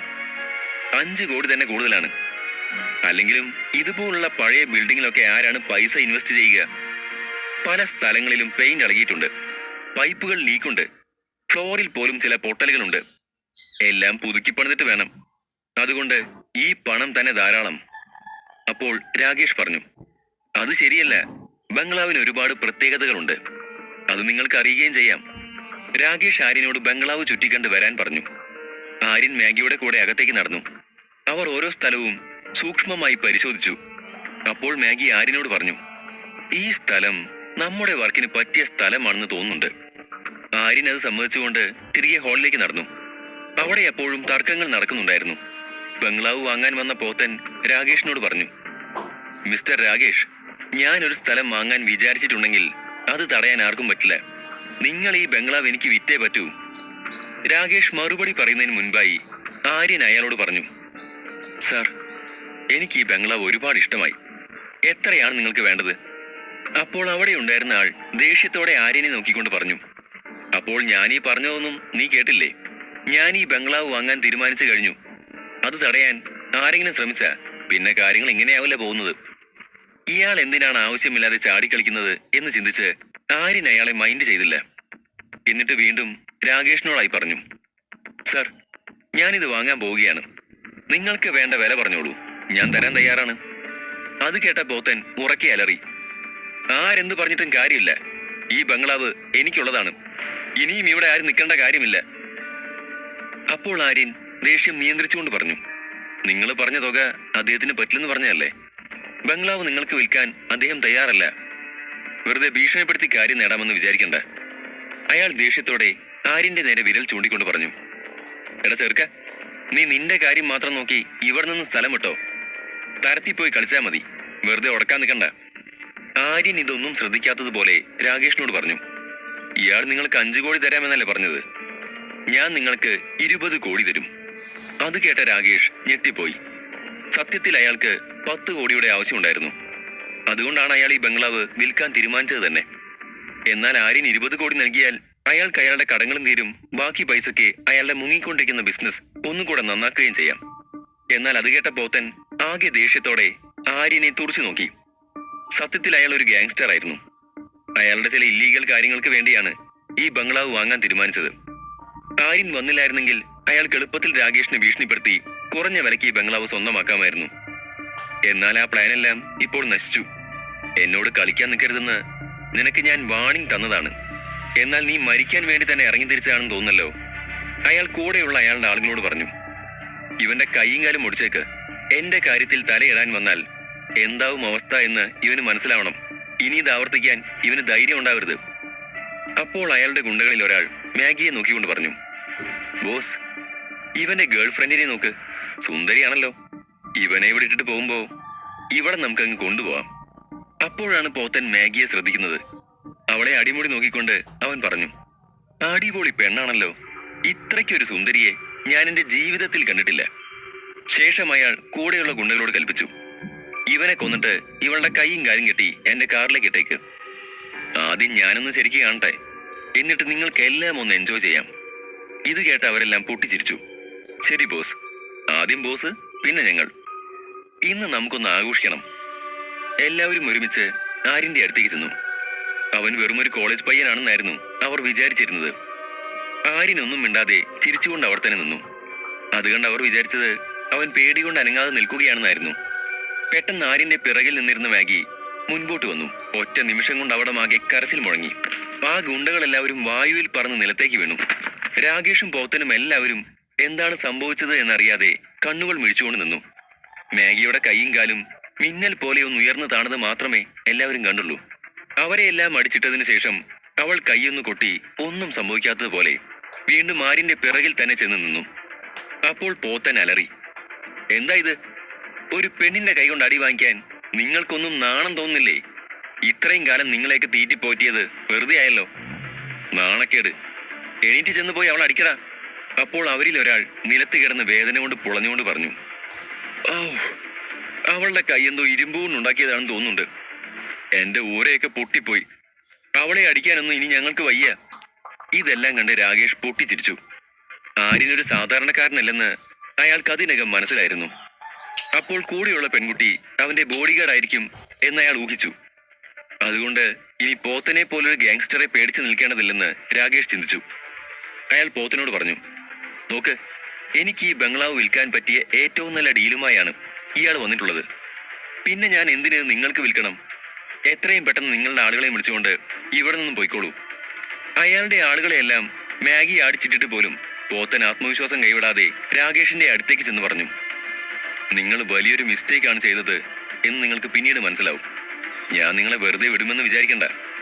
ഇത് കേട്ട ആര്യൻ മാഗിയോട് പറഞ്ഞു, എനിക്കിതൊന്നും കേട്ട് നിൽക്കാൻ വയ്യ. ഒന്ന് ചെന്നാ വായ ക്ലോസ് ചെയ്തേക്ക്. മാഗി അത് കേട്ട് അയാളുടെ അടുത്തേക്ക് ചെന്നു. അവൾ വരുന്നത് കണ്ട പോത്തൻ പേടിയോടെ പിറകിലേക്ക് മാറിക്കൊണ്ട് പറഞ്ഞു, മാറിക്കേ, എന്നെ തുടരുത്, പിന്നെ നിന്നെ ഞാൻ വെറുതെ വിടില്ല. എന്നാൽ മാഗി അതൊന്നും ശ്രദ്ധിക്കാതെ അയാളുടെ അടുത്തേക്ക് ചെന്ന് മുഖത്ത് നല്ല ഇടി കൊടുത്തു. അയാൾ വേദന കൊണ്ട് പുളഞ്ഞ് നിലത്തേക്ക് വീണു. അയാളുടെ മൂക്കിൽ നിന്നും വായിൽ നിന്നുമെല്ലാം രക്തം വരുന്നുണ്ടായിരുന്നു. ആര്യനപ്പോൾ രാകേഷിനോട് പറഞ്ഞു, പേപ്പേഴ്സ് എല്ലാം ശരിയാക്കിയോളൂ. ഈ ഡീല് നമ്മൾ ഉറപ്പിക്കുന്നു. മിസ്റ്റർ ആര്യൻ, ഈ ബംഗ്ലാവിന്റെ എല്ലാ പേപ്പേഴ്സും റെഡിയാണ്. നിങ്ങൾക്ക് ഇപ്പോൾ തന്നെ അതെല്ലാം പരിശോധിക്കാം. തുക പറഞ്ഞുറപ്പിച്ചുള്ള കോൺട്രാക്ട് പേപ്പർ പിന്നീട് ശരിയാക്കാം. ശരി, ആ പേപ്പേഴ്സ് കൊണ്ടുവന്നോളൂ. ആര്യനെ അവിടെ ഇരുത്തി അയാൾ പേപ്പേഴ്സ് എടുക്കാൻ അകത്തേക്ക് പോയി. കുറച്ച് സമയം കൊണ്ട് അതെല്ലാം എടുത്തുകൊണ്ട് അയാൾ വന്നു. ആര്യൻ അതെല്ലാം സൂക്ഷ്മമായി നോക്കിക്കൊണ്ടിരുന്നപ്പോൾ രാകേഷ് അവനോട് പറഞ്ഞു, മിസ്റ്റർ ആര്യൻ, നിങ്ങൾ ഈ ബംഗ്ലാവിന് 20 കോടി തരാമെന്ന് പറഞ്ഞതിൽ എനിക്ക് സന്തോഷമുണ്ട്. പക്ഷെ സത്യത്തിൽ ഇതിന് 10 കോടിയേ വിലയുള്ളൂ. നിങ്ങൾ വെറുതെ ഇരട്ടി തുക തരേണ്ട ആവശ്യമില്ല. നമുക്ക് 10 കോടിക്ക് കോൺട്രാക്ട് പേപ്പർ സൈൻ ചെയ്യാം. അയാളുടെ സത്യസന്ധത കണ്ട് ആര്യന് സന്തോഷം തോന്നി. അവൻ പറഞ്ഞു, മിസ്റ്റർ രാകേഷ്, എന്റെ ജോലിക്ക് ഏറ്റവും അനുയോജ്യമായൊരു സ്ഥലം കണ്ടെത്തുക എന്നതിനാണ് പ്രാധാന്യം. പണം എത്രയാണ് എന്നതൊന്നും എനിക്ക് വിഷയമല്ല. ഞാൻ പറഞ്ഞ തുക തന്നെ നമുക്കിത് ഉറപ്പിക്കാം. അത് കേട്ട രാകേഷ് മനസ്സിലാലോചിച്ചു. ഇയാൾ തീർച്ചയായും സമ്പന്നനായ കുലീനമായൊരു കുടുംബത്തിൽ നിന്നുള്ള ആളായിരിക്കും. അതുകൊണ്ടാണ് ഒരിക്കൽ പറഞ്ഞ തുക മാറ്റി പറയാതെ നിൽക്കുന്നത്. അതിനുശേഷം ആര്യൻ വിശ്വനാഥൻ അങ്കിളിനെ വിളിച്ചു പറഞ്ഞു, ഞാനിവിടെ ഫോർട്ട് കൊച്ചിയിൽ ഒരു ബംഗ്ലാവ് വാങ്ങിയിട്ടുണ്ട്. അതിന്റെ കുറച്ച് പേപ്പർ വർക്കുകൾ കൂടെ ബാക്കിയുണ്ട്. അതൊന്ന് ഹാൻഡിൽ ചെയ്യണം. ശേഷം അവൻ അതിന്റെ ലൊക്കേഷനും വാങ്ങിയ തുകയും പറഞ്ഞു. അപ്പോൾ വിശ്വനാഥൻ അത്ഭുതത്തോടെ ചോദിച്ചു, അങ്ങനെയൊരു സ്ഥലത്ത് എന്തിനാണ് ഇത്ര വലിയ തുകയ്ക്ക് നീ ഇപ്പോൾ ഒരു ബംഗ്ലാവ് വാങ്ങിയത്? ഞാനൊരു ഇന്റലിജൻസ് ഡിപ്പാർട്ട്മെന്റ് സ്വന്തമായി തുടങ്ങാൻ തീരുമാനിച്ചു. അതിനുവേണ്ടിയാണിത്. അതും കൂടി കേട്ടതോടെ വിശ്വനാഥന്റെ അത്ഭുതം വർദ്ധിച്ചു. നീ എന്തൊക്കെയാണ് ഈ ചെയ്തു കൂട്ടുന്നത് എന്ന് നിനക്കറിയോ? നിന്റെ കുടുംബത്തിൽ നിന്ന് മാറി ഒരു സെപ്പറേറ്റ് ഇന്റലിജൻസ് ഡിപ്പാർട്ട്മെന്റ് തുടങ്ങാൻ പോവുകയാണോ? അയാളുടെ വാക്കുകളിൽ ഒരു പേടി വ്യക്തമായി തെളിഞ്ഞു കിടപ്പുണ്ടായിരുന്നു. എന്തിനായിരിക്കും വിശ്വനാഥൻ ഇക്കാര്യത്തിൽ ഇത്ര ഭയക്കുന്നത്? 46. ബംഗ്ലാവ് വാങ്ങി എല്ലാം സെറ്റാക്കിയതിനു ശേഷം ആര്യൻ മാഗിയെയും കൂട്ടി കോളേജിലേക്ക് തന്നെ തിരികെ പോയി. നീരവനെ കണ്ടിട്ട് കുറെ ദിവസമായത് കാരണം അവനെ ഒന്ന് കാണാമെന്ന് ചിന്തിച്ചുകൂടെയാണ് പോകുന്നത്. കോളേജിൽ വെക്കേഷൻ ആയതുകൊണ്ട് പോരുമ്പോൾ അവനെയും കൂട്ടാം എന്നാണ് ആര്യന്റെ പ്ലാൻ. ട്രിപ്പ് കഴിഞ്ഞ് ഇത്ര ദിവസം വിളിക്കാത്തതിന്റെ പരിഭവം ചിലപ്പോൾ അവന്റെ മനസ്സിലുണ്ടാവും. ഇതെല്ലാം ചിന്തിച്ച് ഹോസ്റ്റലിന് അവിടെ എത്തിയപ്പോൾ കുറച്ച് ബോയ്സ് എല്ലാവരും കൂടെ ആര്യനെ വളഞ്ഞു. അവരിൽ ഒരാൾ ആവേശത്തോടെ ആര്യനോട് ചോദിച്ചു, ബ്രോ, വിഷ്ണു ഇപ്പൊ നിന്റെ കൂടെയാണ് ജോലി ചെയ്യുന്നതെന്ന് അറിഞ്ഞു. ഞാനും പ്രോഗ്രാമിൽ നല്ല സ്കില്ലുള്ളയാളാണ്, എന്നെ കൂടെ ജോലിക്കെടുക്കുവോ? മറ്റൊരുത്തൻ പറഞ്ഞു, ഗെയിമിങ്ങിൽ എന്നെ തോൽപ്പിക്കാൻ ആർക്കും പറ്റില്ല, അങ്ങനത്തെ കാര്യങ്ങൾക്ക് ഞാൻ വരാം. അപ്പോൾ മൂന്നാമതൊരാൾ പറഞ്ഞു, കമ്പ്യൂട്ടർ ഹാർഡ്വെയറിൽ എന്നേക്കാൾ നന്നായി അറിയാവുന്ന ആരും ഉണ്ടാവില്ല. ആര്യൻ, എന്നെ ജോലിക്കെടുത്ത ഒരിക്കലും നിനക്ക് നിരാശപ്പെടേണ്ടി വരില്ല. ഇവരൊന്നും മുമ്പൊരിക്കലും ആര്യനോട് മര്യാദയ്ക്ക് സംസാരിക്കുക പോലും ചെയ്യാത്തവരാണെന്ന് ആര്യൻ ആലോചിച്ചു. അവനെ കളിയാക്കുകയും ഭിക്ഷക്കാരൻ എന്ന് വിളിക്കുകയും എല്ലാം ചെയ്തിട്ടുണ്ട്. ഇപ്പോൾ അവന്റെ കയ്യിൽ പണം ഉണ്ടായപ്പോൾ അവരെല്ലാം അവന്റെ ചുറ്റും കൂടിയിരിക്കുകയാണ്. ആര്യൻ പക്ഷെ അവരോടൊന്നും മോശമായി സംസാരിച്ചില്ല. വെറുതെ ചിരിച്ചുകൊണ്ട് പറഞ്ഞു, ഇപ്പോ തൽക്കാലം നിങ്ങൾക്കൊന്നും പറ്റിയ ജോലി എന്റെ കയ്യിലില്ല. ഇനി അങ്ങനെ ഉണ്ടാവുമ്പോ തീർച്ചയായും ഞാൻ നിങ്ങൾ അറിയിക്കും. അതും പറഞ്ഞ് ആര്യൻ മുൻപോട്ട് നടന്നു. അപ്പോൾ തന്നെ ആര്യന്റെ ഫോണിൽ റിസോർട്ടിൽ നിന്നും ഒരു കോൾ വന്നു. അവൻ ഫോൺ എടുത്തതും സിഇഒയുടെ പരിഭ്രമത്തോടെയുള്ള ശബ്ദം കേട്ടു. സാർ, പെട്ടെന്ന് ഇങ്ങോട്ട് വരണം, ഇവിടെ വലിയൊരു പ്രശ്നം നടക്കുകയാണ്. ആര്യൻ ഞെട്ടലോട് ചോദിച്ചു, എന്തുപറ്റി? ഞാൻ രാവിലെയല്ലേ അവിടെ നിന്നും പോന്നത്? സിഇഒ പറഞ്ഞു, ഇവിടെ ഇപ്പൊ ഒരു റെയ്ഡ് നടന്നു. ഫയർ, ഹൈജീൻ, ഫുഡ്, അങ്ങനെ പല ഡിപ്പാർട്ട്മെന്റുകളും ഉണ്ടായിരുന്നു. നമ്മൾ നമ്മുടെ റിസോർട്ടിൽ ഓരോ കാര്യങ്ങളും ശ്രദ്ധിച്ചാണ് ചെയ്യുന്നത്. പക്ഷെ അവര് വന്ന് ചെറിയ ചെറിയ കാര്യങ്ങളിൽ പോലും വലിയ പ്രശ്നം ഉണ്ടാക്കുകയാണ്. എന്നിട്ട് ഈ റിസോർട്ട് സീൽ ചെയ്യുമെന്ന് ഭീഷണിപ്പെടുത്തുന്നു. ഇത് കേട്ട ആര്യൻ ചോദിച്ചു, പക്ഷേ ഇതെന്താ പെട്ടെന്നിങ്ങനെ? ആരെങ്കിലും കംപ്ലൈന്റ് ഫയൽ ചെയ്തതാണോ? സിഇഒ പറഞ്ഞു, എന്താണെന്ന് എനിക്കും അറിയില്ല സാർ. ഞാൻ 15 വർഷമായി റിസോർട്ടിലുണ്ട്. പക്ഷെ ഇതുപോലെയൊന്നും ഇന്നേ വരെ ഉണ്ടായിട്ടില്ല. ഞാൻ അത്രയും ശ്രദ്ധയോടെയും സത്യസന്ധതയോടെയുമാണ് ഇവിടെയുള്ള ഓരോ കാര്യങ്ങളും ചെയ്യുന്നത്. ആര്യൻ ആലോചിച്ചു, ആരായിരിക്കും ഈ റെയ്ഡുകളുടെ പിന്നിൽ? നല്ല സ്വാധീനവും പണവുമുള്ള ആരോ ഇതിന് പിന്നിൽ ഉണ്ടാവും, അല്ലാതെ പെട്ടെന്ന് ഇങ്ങനെ ഉണ്ടാവില്ല. ആര്യൻ അയാളോട് പറഞ്ഞു, നിങ്ങൾ ഈ റിസോർട്ട് നിങ്ങളുടെ സ്വന്തം പോലെയാണ് മാനേജ് ചെയ്യുന്നതെന്ന് എനിക്കറിയാം. ഇതൊന്നും നിങ്ങളുടെ തെറ്റല്ല, ഇതാരോ മനഃപൂർവ്വം ചെയ്യിക്കുന്നതാണ്. നിങ്ങൾ പേടിക്കണ്ട, ഞാൻ എത്രയും പെട്ടെന്ന് അവിടെ എത്താം. സാർ, കേട്ടത് വെച്ച് നോക്കുമ്പോൾ റഫീഖ് ഭായ് എന്ന പേരുള്ള ആരോ ആണ് ഇതിനെല്ലാം പിന്നിൽ. വസന്ത് നഗറിലെ ഒരു വലിയ പുള്ളിയാണ് അയാൾ, അവിടുത്തെ വലിയ മാഫിയ ഡോൺ. അയാൾ പറഞ്ഞത് കേട്ടപ്പോഴാണ് ആര്യന് അതിനെക്കുറിച്ച് ഓർമ്മ വന്നത്. അയാൾക്കല്ലാതെ ഇപ്പോൾ വേറെ ആർക്കും ഇതുപോലെ ഒരു കാര്യം ചെയ്യാനുള്ള ഗട്സ് ഉണ്ടാവില്ല. സിഇഒ പേടിയോടെ തുടർന്നു, സർ, എന്തായാലും എത്രയും പെട്ടെന്ന് തന്നെ വരണം. റിസോർട്ട് സീൽ ചെയ്ത് കഴിഞ്ഞാൽ പിന്നെ അത് റീഓപ്പൺ ചെയ്യാൻ ബുദ്ധിമുട്ടാവും. നമുക്ക് ലക്ഷക്കണക്കിന് രൂപ നഷ്ടം വരിക മാത്രമല്ല, ഈ റിസോർട്ടിനെ ചുറ്റിപ്പറ്റി ജീവിക്കുന്ന ഇവിടുത്തെ തൊഴിലാളികളുടെ കുടുംബങ്ങളെ കൂടെ അത് ബാധിക്കും. ഇത്ര പെട്ടെന്ന് ഇത്രയും ഡിപ്പാർട്ട്മെന്റുകളുടെ റെയ്ഡുകൾ നടത്താൻ അയാൾക്ക് കഴിഞ്ഞിട്ടുണ്ടെങ്കിൽ ഇനി ഒരിക്കലും നമുക്ക് ഈ റിസോർട്ട് തുറക്കാനാവാത്ത വിധം പൂട്ടിയിടാനും അയാൾക്ക് കഴിയും. ഇത്തവണ ആര്യൻ കുറച്ച് ദേഷ്യത്തോടെ പറഞ്ഞു, ഇത്രയ്ക്ക് കടന്ന് ചിന്തിക്കേണ്ട ആവശ്യമില്ല. ഞാനവിടെ എത്തിക്കഴിഞ്ഞാൽ പിന്നെ എന്താണ് വേണ്ടതെന്ന് പറയാം. ആര്യൻ ഫോൺ കട്ട് ചെയ്തു. ശേഷം അവൻ നീരവിനെ കാണാൻ നിൽക്കാതെ ഹോസ്റ്റലിൽ നിന്നും വേഗത്തിലിറങ്ങി. അവന്റെ മുഖത്ത് നല്ല ടെൻഷൻ ഉണ്ടായിരുന്നു. ആര്യൻ മാഗിയോട് പറഞ്ഞു, ഈ റഫീഖ് ഭായ് എന്റെ നേരെ ഇറങ്ങിത്തിരിക്കാൻ തന്നെ തീരുമാനിച്ചിട്ടുണ്ടല്ലോ. ആദ്യം അവൻ രാഹുലിനെ പ്രൊട്ടക്ട് ചെയ്തു. ഇപ്പോൾ ഞാൻ ഒന്നും ചെയ്യാതെ ഇരുന്നിട്ട് പോലും അവൻ എന്നെ പ്രകോപിപ്പിക്കാൻ നോക്കുകയാണ്. അർജുനെ പോലെ തന്നെ ഇവനെയും തകർക്കാൻ സമയമായിട്ടുണ്ട്. രാഹുൽ ആ സമയം റഫീഖ് ഭായിയെ പുകഴ്ത്തിക്കൊണ്ടിരിക്കുകയാണ്. അവൻ പറഞ്ഞു, ഭായ്, നിങ്ങളൊരു സംഭവം തന്നെ. നിങ്ങളെപ്പോലെ ആരും ഉണ്ടാവില്ല. ആര്യന്റെ ആ റിസോർട്ട് നിങ്ങൾ റെയ്ഡ് ചെയ്യിച്ചല്ലോ. ആ റിസോർട്ട് പൂട്ടിയാൽ തന്നെ ആര്യൻ വീണ്ടും പഴയ പോലെയാവും. ഈ റിസോർട്ട് വാങ്ങാനൊക്കെ അവന് പണം കൊടുത്തത് ആരാണെന്ന് ആർക്കറിയാം? ഈ റിസോർട്ട് ഉള്ളത് കൊണ്ടല്ലേ അവൻ ഇത്ര ഷോ ഓഫ്. ഇത്തവണ അവൻ ആരോടാണ് കളിച്ചതെന്ന് അവന് ശരിക്കും ഓർമ്മ വേണം. റഫീഖ് ഭായ് ആരാണെന്ന് അവൻ അറിയട്ടെ. റഫീഖ് ഭായ് അത് കേട്ട് സുഖിച്ചുകൊണ്ട് രാഹുലിനോട് പറഞ്ഞു, നീ നോക്കിക്കോ മോനെ, ഞാൻ അവനെ എന്താണ് ചെയ്യാൻ പോകുന്നതെന്ന്. കഴുകൻ കൂട്ടിലാണ് അവൻ കൈയിട്ടെന്ന് അവൻ അറിയണം. എന്റെ പണമെല്ലാം അർജുന്റെ ബിസിനസ്സിലാണ് ഇൻവെസ്റ്റ് ചെയ്തത്. അത് ഇനിയും അതിൽ കുടുങ്ങി കിടക്കുകയാണ്. പക്ഷെ ഈ റിസോർട്ട് എനിക്ക് വാങ്ങണം. എങ്കിൽ മാത്രമേ എനിക്കൊരു സമാധാനം കിട്ടൂ. അതെനിക്ക് നഷ്ടമുണ്ടാക്കുമെങ്കിൽ പോലും ആ ആര്യനെ അത് നന്നായിട്ട് ബാധിക്കുമല്ലോ, അത് മതി. അർജുന്റെ ബിസിനസ് മുഴുവനായി സിറ്റി ബാങ്ക് എടുക്കാൻ കാരണം സ്റ്റോക്ക് മാർക്കറ്റിൽ അവർക്കുണ്ടായ നഷ്ടവും തോൽവിയും കാരണമാണെന്ന് റഫീഖ് ഭായ് മനസ്സിലാക്കി. അതുകൊണ്ട് അതിന് കാരണക്കാരനായ ആര്യനോട് അയാൾക്ക് നല്ല ദേഷ്യമുണ്ട്. സ്റ്റാർ മൂൺ റിസോർട്ട് സ്വന്തമാക്കുന്നതിലൂടെ അവനെ പൂർണ്ണമായും തകർക്കണമെന്നാണ് അയാൾ ചിന്തിച്ചത്. രാഹുൽ അപ്പോഴും അയാളെ പ്രകോപിപ്പിച്ചുകൊണ്ട് പറഞ്ഞു, റഫീഖ് ഭായ്, ആരിനെ അവസാനം ഒരു ദരിദ്രനാക്കി മാറ്റുമെന്ന് തീരുമാനിക്കണം. അല്ലെങ്കിൽ അവൻ വീണ്ടും നിങ്ങൾക്കെതിരെ ഉയർന്നു വരാൻ സാധ്യതയുണ്ട്. റഫീഖ് ആത്മവിശ്വാസത്തോടെ പറഞ്ഞു. നീ ഒന്നും കൊണ്ടും പേടിക്കണ്ട. എന്നെ തകർക്കാൻ നോക്കിയ ആരും ജീവനോടെ ഉണ്ടായിട്ടില്ല. ഈ ആര്യൻ ആരാണെന്നാണ് അവന്റെ വിചാരം? അപ്പോഴേക്കും ആര്യൻ റിസോർട്ടിലേക്ക് തിരിച്ചെത്തിയിരുന്നു. സിഇഒ അവനെ കാത്ത് പുറത്തു തന്നെ നിൽക്കുന്നുണ്ടായിരുന്നു. അയാൾ വേഗം ആര്യന്റെ അടുത്ത് ചെന്ന് പറഞ്ഞു, അവര് വന്ന അവസാനം നമുക്ക് ലക്ഷങ്ങളുടെ ഫൈൻ ഇട്ടിട്ടുണ്ട്. കുറച്ചു കാലത്തേക്ക് നമ്മുടെ റിസോർട്ട് അടയ്ക്കാനും ഉത്തരവിട്ട് കഴിഞ്ഞു. ഒരാഴ്ചയ്ക്കുള്ളിൽ നമ്മൾ അവര് പറയുന്ന സ്റ്റാൻഡേർഡ്സ് എല്ലാം കീപ്പ് ചെയ്ത് ഫോർമാലിറ്റീസ് തീർത്തിട്ടില്ലെങ്കിൽ അവർ ഈ റിസോർട്ട് എന്നേക്കുമായി അടയ്ക്കുമെന്നാണ് പറഞ്ഞത്. ആര്യനൊന്നും പറഞ്ഞില്ല. എത്ര തന്നെ അവർ പറയുന്ന എല്ലാ കാര്യങ്ങളും ചെയ്തു കൊടുത്താൽ പോലും എന്തെങ്കിലും ഒരു പഴുത് കണ്ടെത്തി അവർ ഈ റിസോർട്ട് എന്നേക്കുമായി അടച്ചുപൂട്ടാനുള്ള കാര്യങ്ങൾ ചെയ്യുമെന്ന് ആര്യൻ ഉറപ്പായിരുന്നു. കർട്ടന് പിന്നിൽ നിന്നാണ് ഈ കളി എന്നതുകൊണ്ട് തന്നെ എല്ലാ കാര്യങ്ങളും ശ്രദ്ധിച്ച് വേണം മുൻപോട്ട് നീങ്ങാൻ. സിഇഒ തുടർന്നു, സർ, എല്ലാ തൊഴിലാളികളും ആകെ ടെൻഷനിലാണ്. അവർക്ക് അവരുടെ ജോലി നഷ്ടപ്പെടുമോ എന്നാണ് പേടി. നമ്മുടെ ഹൈ റാങ്കിലുള്ള സ്റ്റാഫുകൾ പോലും ആകെ കൺഫ്യൂഷനിലാണ്. ഇവിടെ നടന്ന റെയ്ഡിനെ കുറിച്ച് അറിഞ്ഞ മറ്റു റിസോർട്ടുകാർ ഇപ്പോൾ തന്നെ ഇവിടുത്തെ നമ്മുടെ എംപ്ലോയീസിനെ എല്ലാം ജോബ് ഓഫർ ചെയ്ത് വിളിക്കാൻ തുടങ്ങിയിട്ടുണ്ട്. നമ്മുടെ നല്ല സ്റ്റാഫുകളെ നിലനിർത്തുക എന്നത് ഇനി ബുദ്ധിമുട്ടാവും. ആര്യൻ അയാളെ അത്ഭുതത്തോടെ നോക്കിക്കൊണ്ട് ചോദിച്ചു, ഇത്ര സമയം കൊണ്ട് ആളുകളുടെ ക്ഷമ നശിച്ചോ? പോകുന്നതിനെ കുറിച്ച് ചിന്തിക്കാനൊക്കെ സമയമായോ? സർ, അതാണ് ഇപ്പോഴത്തെ കാലമെന്ന് പറയുന്നത്. മുങ്ങിക്കൊണ്ടിരിക്കുന്ന കപ്പലിൽ നിന്നും എടുത്തു ചാടാനാണ് എല്ലാവരും ശ്രമിക്കുക. ഇത് കേട്ട ആര്യൻ ദേഷ്യപ്പെട്ടു. എന്നാൽ ഈ കപ്പൽ എന്റേതാണ്. ഇതൊരിക്കലും മുങ്ങില്ല. ഇനി മുങ്ങിയാൽ തന്നെ ആർക്കും നഷ്ടമൊന്നും വരില്ല. ഇവിടെയുള്ള ഒരു തൊഴിലാളിക്കും ഒന്നും സംഭവിക്കാൻ ഞാൻ അനുവദിക്കില്ല.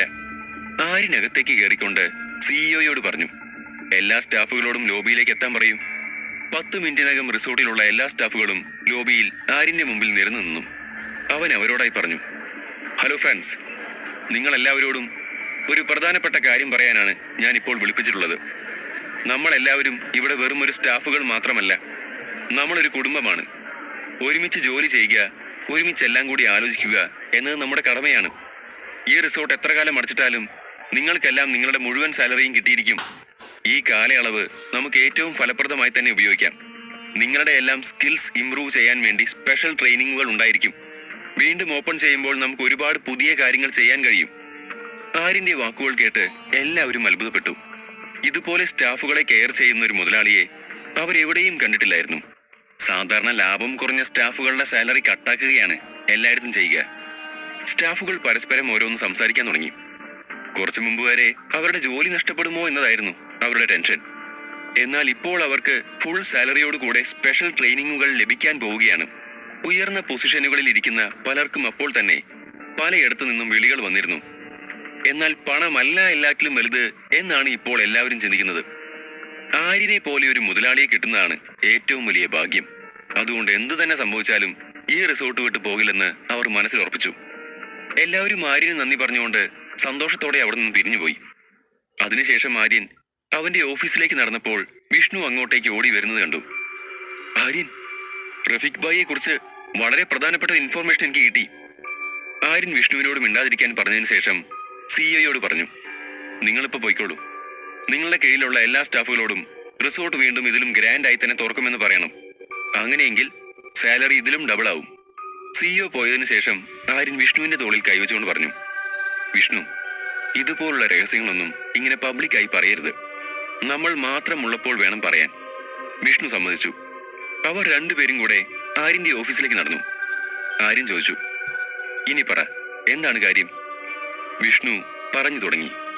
ആര്യൻ, ഈ പറയുന്ന റഫീഖിന് അവന്റെ നിയമവിരുദ്ധമായ ബിസിനസ്സുകളല്ലാതെ വേറെയും ഒരുപാട് ബിസിനസ്സുകളിൽ പണം ഇൻവെസ്റ്റ് ചെയ്തിട്ടുണ്ട്. അതിൽ നിന്നെല്ലാം അയാൾക്ക് വലിയ ലാഭം കിട്ടുന്നുണ്ട്. ചെന്നൈയിലാണ് ഒരു ഫാക്ടറി ഉള്ളത്. ആയുധങ്ങളും വെടിമരുന്നുകളും ഉണ്ടാക്കുന്ന വലിയൊരു ഫാക്ടറിയാണത്. അത് ഗവൺമെന്റ് അപ്രൂവ്ഡ് ആണ്. നമ്മുടെ ഗവൺമെന്റ് മാത്രമല്ല, മറ്റ് രാജ്യങ്ങൾ പോലും അയാളുടെ കയ്യിൽ നിന്ന് സാധനങ്ങൾ വാങ്ങുന്നുണ്ട്. അങ്ങനെയാണ് അയാൾ അത് സെറ്റ് ചെയ്തിട്ടുള്ളത്. ബുള്ളറ്റുകളും തോക്കുകളും ബോംബുകളും പിന്നെ അതുപോലെയുള്ള ഒരുപാട് ആയുധങ്ങളും ആ ഫാക്ടറിയിൽ ഉണ്ടാക്കുന്നുണ്ട്. അയാൾ സെക്യൂരിറ്റിക്ക് വേണ്ടി മാത്രം 1000-ഓളം ആളുകളെയാണ് അവിടെ നിർത്തിയിട്ടുള്ളത്. അവിടെ ജോലി ചെയ്യുന്ന എല്ലാവരും ഹൈലി ക്വാളിഫൈഡ് ആണ്. റഫീഖിന്റെ പല കണക്ഷനുകളും ഈ ആയുധ ഫാക്ടറിയിൽ നിന്നും ലഭിച്ചിട്ടുള്ളതാണ്. ഇത് കാരണം ഗവൺമെന്റും അവന്റെ ഭാഗത്താണ്. അതാണ് അയാൾക്ക് ഇത്ര കോൺഫിഡൻസ് ഉണ്ടാവാൻ കാരണം. വിഷ്ണു പിന്നെയും അയാളെ പുകഴ്ത്തിക്കൊണ്ട് ഓരോന്ന് പറയാൻ തുടങ്ങി. അവസാനം ആര്യൻ പറഞ്ഞു, ഇയാളുടെ ഫാക്ടറിയെ കുറിച്ചും അയാൾക്ക് കിട്ടുന്ന ലാഭത്തെക്കുറിച്ചും അറിഞ്ഞിട്ട് നമുക്ക് എന്താണ് കാര്യമെന്ന് എനിക്ക് മനസ്സിലാവുന്നില്ല. അപ്പോൾ വിഷ്ണു പറഞ്ഞു, ഇത് ഡിജിറ്റൽ ഇറയാണ് ബ്രോ. എല്ലാ കാര്യങ്ങളും കമ്പ്യൂട്ടറൈസ്ഡ് ആണ്. റഫീഖ് ചിലപ്പോൾ വിദ്യാഭ്യാസം ഒന്നുമില്ലാത്ത ആളായിരിക്കും, പക്ഷേ അവൻ അതെല്ലാം അറിയാവുന്ന ഒരുപാട് ആളുകളെ വിലക്കെടുത്തിട്ടുണ്ട്. അയാൾ ഉണ്ടാക്കുന്ന ആയുധങ്ങൾ സാധാരണ നമ്മുടെ രാജ്യത്തൊന്നും ഉണ്ടാക്കുന്ന തരം തോക്കുകളല്ല. അതെല്ലാം ഹൈ ക്വാളിറ്റി ഉള്ള ഇന്റർനാഷണൽ സ്റ്റാൻഡേർഡ് ഉള്ള ആയുധങ്ങളാണ്. ആ ആയുധങ്ങളുടെ ഡിസൈനുകളെല്ലാം സൂപ്പർ കമ്പ്യൂട്ടറിൽ ചെയ്തെടുത്തതാണ്. പക്ഷെ ഒരു കാര്യമുണ്ട്, വിഷ്ണു ആവേശത്തോടെ പറഞ്ഞുകൊണ്ടിരുന്നു. അത് കണ്ട് ആര്യൻ അറിയാതെ ചോദിച്ചുപോയി, എന്താണത്? വിഷ്ണു ചിരിച്ചുകൊണ്ട് പറഞ്ഞു, ഈ ഫാക്ടറിയിലെ മുഴുവൻ ഡിസൈൻ സിസ്റ്റവും ഞാൻ ഹാക്ക് ചെയ്തു.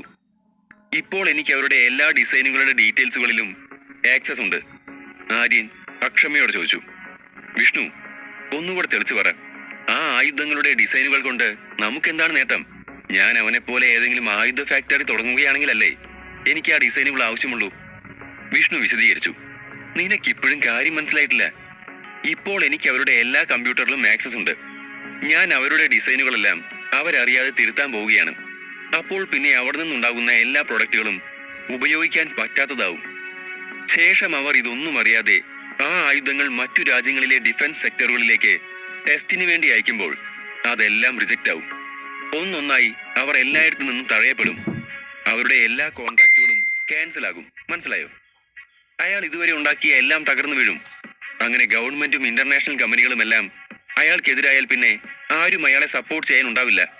അയാളുടെ നാശം നമുക്ക് കാണാം. വിഷ്ണുവിന്റെ ബുദ്ധിയിൽ ആര്യൻ അത്ഭുതപ്പെട്ടു പോയി. അവൻ വിഷ്ണുവിനെ കെട്ടിപ്പിടിച്ചുകൊണ്ട് പറഞ്ഞു, നീ ഒരു എക്സ്ട്രാ ഓർഡിനറി തന്നെയാണ് മോനെ. അടിപൊളി, വലിയൊരു കാര്യമാണ് നീ ചെയ്തത്. വിഷ്ണു അല്ലെങ്കിലും സാധാരണ ഹാക്കർമാരെക്കാൾ ഒരുപിടി മുന്നിലാണെന്ന് ആര്യൻ അറിയാമായിരുന്നു. എങ്കിലും ഇന്നവൻ ചെയ്തത് വലിയൊരു കാര്യമാണ്. അതുപോലെ ഹൈ പ്രൊഫൈലുള്ള ഒരു കമ്പനിയുടെ മുഴുവൻ സിസ്റ്റവും ഹാക്ക് ചെയ്യുക എന്നത് ഒരു ചെറിയ ടാസ്ക് അല്ല. അവർക്ക് എന്തായാലും വലിയൊരു സെക്യൂരിറ്റി അറേഞ്ച്മെന്റ് ഉണ്ടായിരിക്കും. അതെല്ലാം തകർത്താണ് വിഷ്ണു അതിനുള്ളിലേക്ക് കയറിയത്. ആര്യൻ അവനോട് ചോദിച്ചു, നീ അവരുടെ സിസ്റ്റം ഹാക്ക് ചെയ്തത് അവർ കണ്ടുപിടിച്ചിട്ടില്ലല്ലോ? വിഷ്ണു അഭിമാനത്തോടെ പറഞ്ഞു, അതൊന്നുമില്ല ബ്രോ, അത് അവർക്ക് കണ്ടുപിടിക്കാൻ സാധിക്കില്ല. എനിക്ക് അവരുടെ എല്ലാ ഡാറ്റയും കാണാൻ സാധിക്കും, എന്നാൽ അവർക്കൊന്നിനും പറ്റില്ല. ശേഷം വിഷ്ണു ആര്യനെ കമ്പ്യൂട്ടർ മുറിയിലേക്ക് കൊണ്ടുപോയി. അവിടെ അവൻ പല സൈസിലുള്ള മോണിറ്ററുകളും ഗാഡ്ജറ്റുകളും വെച്ചിട്ടുണ്ടായിരുന്നു. വിഷ്ണു ആര്യനെ റഫീഖിന്റെ ഫാക്ടറിയിലെ മുഴുവൻ സിസ്റ്റവും കാണിച്ചു കൊടുത്തു. ആര്യൻ സ്ക്രീനിലേക്ക് സൂക്ഷിച്ചു നോക്കി. പെട്ടെന്ന് അവന്റെ മുഖത്ത് ഒരു ടെൻഷൻ ഉണ്ടായി. എന്താവും ആര്യൻ ടെൻഷനാവാൻ കാരണം? 7. വിഷ്ണു റഫീഖ് ഭായിയുടെ ഫാക്ടറിയിലെ കമ്പ്യൂട്ടറുകളെല്ലാം ഹാക്ക് ചെയ്തു. ആര്യൻ അവന്റെ കൂടെ കമ്പ്യൂട്ടർ റൂമിലേക്ക് കടന്ന് അത് നോക്കി. അപ്പോൾ ആ വലിയ റൂമിന്റെ നടുവിൽ വെച്ച സ്ക്രീനിലേക്ക് കൈ ചൂണ്ടിക്കൊണ്ട് വിഷ്ണു പറഞ്ഞു, ആര്യൻ നോക്ക്, ഞാൻ റഫീഖ് ഭായിയുടെ ആയുധ കമ്പനിയുടെ മുഴുവൻ കാര്യങ്ങളും ഹാക്ക് ചെയ്തു. ഇനി ഞാനൊന്ന് പ്രസ് ചെയ്താൽ അവരുടെ ഡിസൈൻ പാറ്റേണിലെ പല പ്രധാനപ്പെട്ട കാര്യങ്ങളും എനിക്ക് മാറ്റാൻ സാധിക്കും. പ്രൊഡക്ഷൻ ലൈൻ എല്ലാം ഇനി എന്റെ കയ്യിലാണ്. ഞാൻ ഇവിടുന്ന് ചെയ്യുന്നതിനനുസരിച്ചായിരിക്കും ഇനി കാര്യങ്ങൾ മുൻപോട്ട് പോവുക. അതും പറഞ്ഞ് വിഷ്ണു കീബോർഡിൽ ചില കാര്യങ്ങൾ ടൈപ്പ് ചെയ്തു. അപ്പോൾ സ്ക്രീനിൽ ആ ഫാക്ടറിയുടെ ഫിസിക്കൽ ലേഔട്ട് തെളിഞ്ഞു വന്നു. ആര്യൻ അത് നോക്കി നിൽക്കുകയായിരുന്നു. വിഷ്ണു അതിലെ ഡാറ്റ മാനിപ്പുലേറ്റ് ചെയ്യുമ്പോൾ ആര്യന്റെ കണ്ണ് ആ ഫാക്ടറിയുടെ ഫിസിക്കൽ ലേഔട്ടിലായിരുന്നു. ഗവൺമെന്റ് ഒഫീഷ്യലുകൾക്ക് കൊടുക്കുന്ന സെറ്റ് ലെവൽ സെക്യൂരിറ്റി തന്നെയാണ് ഈ ഫാക്ടറിക്കും കൊടുത്തിട്ടുള്ളത് എന്ന് കണ്ട ആര്യൻ ഒന്ന് ഷോക്കായി. ഗവൺമെന്റ് ഒക്കെ ഇതിൽ എത്രമാത്രം ഇൻവോൾവ് ആണെന്ന് കണ്ട ആര്യൻ ചിന്തിച്ചു. അതേസമയം വിഷ്ണു അവന്റെ ജോലി പൂർത്തിയാക്കിയ ശേഷം പിറകിലേക്ക് മാറി ചിരിച്ചുകൊണ്ട് പറഞ്ഞു, കഴിഞ്ഞു മോനെ, ഞാൻ അവരുടെ ഡിസൈനുകളെല്ലാം തിരുത്തിയിട്ടുണ്ട്. ഇനി അവരുടെ പ്രൊഡക്ഷൻ ലൈൻ എല്ലാം തീർച്ചയായും താളം തെറ്റിയിരിക്കും. ആര്യന് വിഷ്ണുവിന്റെ ആത്മവിശ്വാസത്തിൽ അഭിമാനം തോന്നി. കുറച്ചു ദിവസങ്ങൾക്ക് ശേഷം റഫീഖിന്റെ വസന്ത് നഗറിലുള്ള വീട്ടിൽ ഒരു പാർട്ടി നടക്കുകയായിരുന്നു. സുന്ദരികളായ മോഡലുകളും സിനിമാ നടിമാരും എല്ലാം അവിടെയുണ്ട്. മദ്യമെല്ലാം വെള്ളം പോലെ ഒഴുകുന്നു. അപ്പോൾ പെട്ടെന്നൊരാൾ റഫീഖിന്റെ അടുത്തേക്ക് പേടിച്ചെറിഞ്ഞ മുഖത്തോടെ കടന്നു വന്നു. അയാൾ റഫീഖിനോട് പറഞ്ഞു, ബോസ്, ഒരു മിനിറ്റ് പ്ലീസ്, ഒന്നിങ്ങോട്ട് വരാമോ? റഫീഖ് അപ്പോൾ ഒരു സുന്ദരിയുടെ കൂടെ ഇരുന്നുകൊണ്ട് നാവ് കുഴഞ്ഞു പറഞ്ഞു, എന്തിനാണ് എന്നെ ഇപ്പോൾ വിളിക്കുന്നത്? ഞാനിവിടെ ബിസിയാണെന്ന് കണ്ടില്ലേ? അപ്പോൾ അയാൾ വീണ്ടും പറഞ്ഞു, ബോസ്, അത്രയും അർജന്റ് ആയതുകൊണ്ടാണ്. ഞാൻ പറയുന്നൊന്ന് കേക്ക്. അപ്പോൾ റഫീഖ് ആ പെണ്ണിന്റെ അരികിൽ നിന്നും എഴുന്നേറ്റ് മാറി നിന്നുകൊണ്ട് ചോദിച്ചു, എന്താണെന്ന് പറഞ്ഞു തൊലക്കി, കുറെ നേരമായല്ലോ.